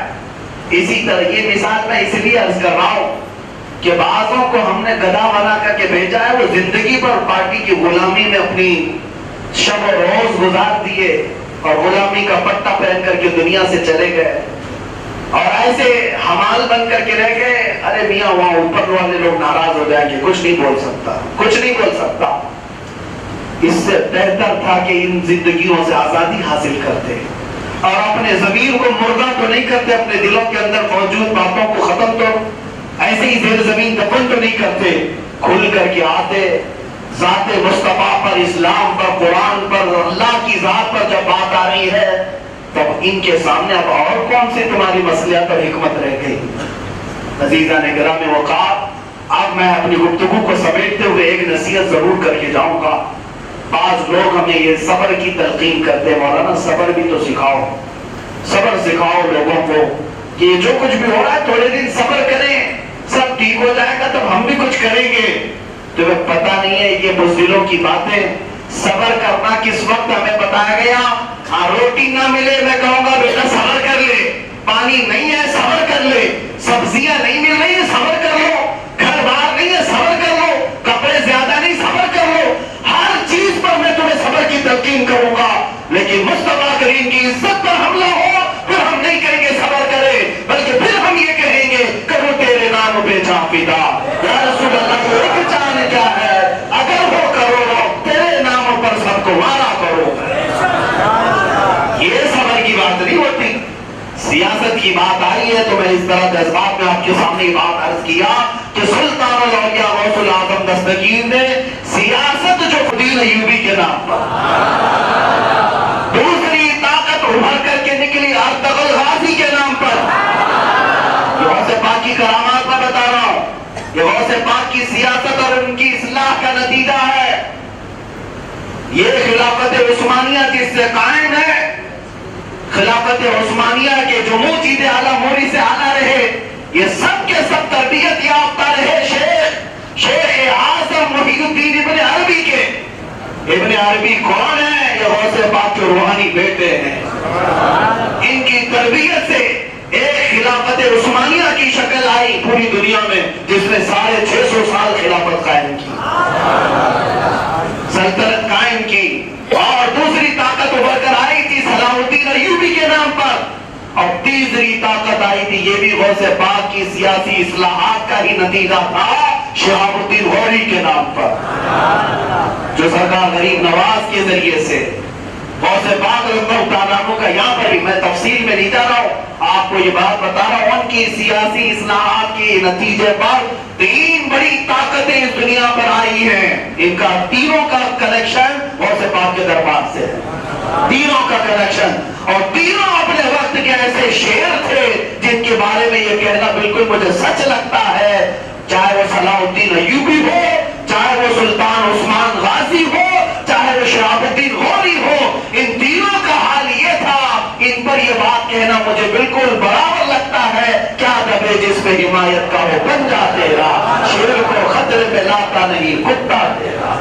غوث پاک کے دربار کی یہ نسبتی تھے اور پوری دنیا ان سے خوف زدہ تھی، پوری دنیا ان سے خوف زدہ تھی. تمہیں پتا ہے فلسطین کے یہودی اور عیسائی اور یورپ کے عیسائی اور یہودی، یہ لکھی ہوئی کتابوں میں بات ہے، ماں عیسائی ماں اور یہودی ماں اپنے بچوں کو سلاتی تھی رات میں یہ کہہ کر کے بیٹا سو جا صلاح الدین آ جائے گا. یہ ڈراتے ہیں نا بچوں کو کہ یہاں بیٹا سو جا پولیس آ جائے گا، بوڑھا آ جائے گا. اس وقت یہودی اور عیسائی مائیں بچوں کو یہ ڈرا کر سلاتی تھی بیٹا سو جا صلاح الدین آئے گا. یہ خوف صلاح الدین کا کس لیے تھا؟ اس لیے کہ وہ دربار غوث سے منسوب تھا، دربار غوث سے منسوب تھا، وہاں کا تربیت یافتہ تھا. عزیزان گرامی وقار، علماء سے میں آج اس منبر سے میسج ضرور دینا چاہوں گا. آج اللہ تعالیٰ نے آپ کو علم دیا ہے، عزت اور وقار عطا کی ہے، نیابت مصطفیٰ عطا کی ہے، تو اس کا صحیح معنوں میں استعمال کریں. یہ نہیں کہ کسی نیتا کے پاس جا کر 5000 روپے لے کر کے آ جائیں کہے کہ ہم اپنی قوم کو آپ کے حوالے کر دیں گے. نہیں، آپ ایسی بے نیازی دکھاؤ کہ وہ تمہاری قوم کا لیڈر ہوگا جو امت مصطفیٰ کی صحیح معنوں میں ترجمانی کرے گا, حضور کی امت پر آئی ہوئی تکالیف کا ڈٹ کر مقابلہ کرے گا, وہ تمہارا لیڈر ہے, وہ تمہارا ہیرو ہے. یہاں خواہ مخواہ چھچوروں کو, چوہوں کو لیڈر بنا کر کے ان کے پیچھے ایسے نعرے لگاتے ہیں کہ یہ کنگ ہے, یہ سلطان ہے, یہ فلانا ہے, یہ ٹھکانا ہے. دیکھو تو یہ کسی کی ساری میں بیٹھا ہے, کسی کی دھوتی میں بیٹھا ہوا, کون سا شعر ہے یہ؟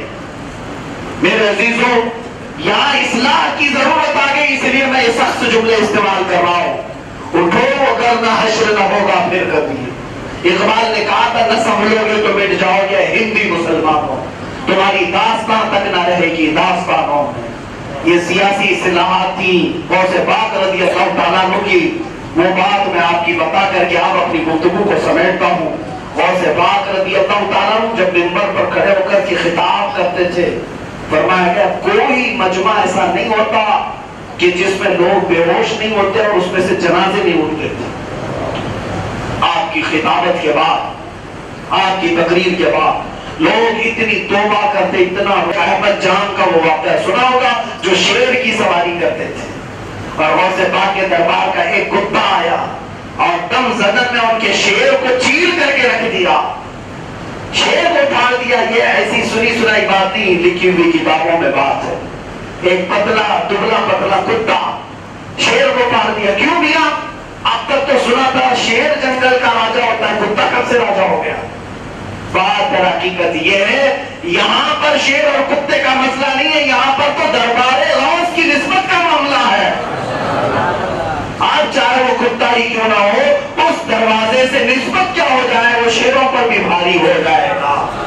عزیزان گرامی, اعلیٰ حضرت فاضل بریلوی رضی اللہ تعالیٰ عنہ کو پڑھتے ہیں, واہ کیا مرتبہ ہے غوث ہے بالا تیرا, اونچے اونچوں کے سروں سے ہے قدم, عورتوں کے سر وہاں تک نہیں پہنچ سکتے جہاں تک کہ غوث پاک کا قدم پہنچتا ہے. اولیاء اکرام کا مقام کیا ہے غوث پاک کے دربار میں؟ فرماتے اعلیٰ حضرت سر بھلا کیا کوئی جانے کے ہے کیسا تیرا, اے غوث سر بھلا کیا کوئی جانے کے ہے کیسا تیرا, اولیاء ملتے ہیں آنکھیں وہ ہے تلوار تیرا. جو ولی قبل ہوئے یا بعد ہوئے سب ادب رکھتے ہیں دل میں میرے آقا تیرا, اور سارے اقطاب جہاں کرتے ہیں کعبے کا طواف, کعبہ کرتا ہے طواف در والا تیرا. اور غوث پاک کے دربار میں یہ اعلیٰ حضرت نے خراج عقیدت پیش کیا, جس کی منبر بنی گردن اولیاء, جس کی منبر بنی گردن اولیاء, اس قدم کی کرامت پہ لاکھوں سلام. غوث اعظم امام التقا والنقا, چل بڑے شان قدرت پہ اس سلام کو آخر تک یاد رکھنا. اور پھر اپنے کفن پر بھی غوث اعظم کا نام لکھ کر کے جانا, اپنے مردوں کو بھی لا الہ الا اللہ محمد رسول اللہ اور درود پاک کے بعد غوث پاک کا نام اپنے کفن پر لکھ کر کے جانا. انشاءاللہ العزیز قبر میں بھی سہارا ہو جائے گا, قبر میں بھی سہارا ہو جائے گا. اس لیے کہ ہم نے بے شمار واقعات پڑھے بھی ہیں, سنے بھی ہیں. اب وقت اتنا نہیں ہے کہ ساری کرامتیں آپ کو بتاؤں, غوث پاک رضی اللہ تعالیٰ عنہ کی ساری کرامتیں بتاؤں, اتنا وقت نہیں ہے. لیکن اتنی بات ضرور عرض کروں گا کہ اللہ تعالیٰ نے اپنے محبوب سید الانبیاء صلی اللہ علیہ وسلم کو جیسے سارے نبیوں میں مقام عطا کیا ہے, ویسے غوث پاک کو سارے اولیاء میں مقام عطا فرمایا ہے.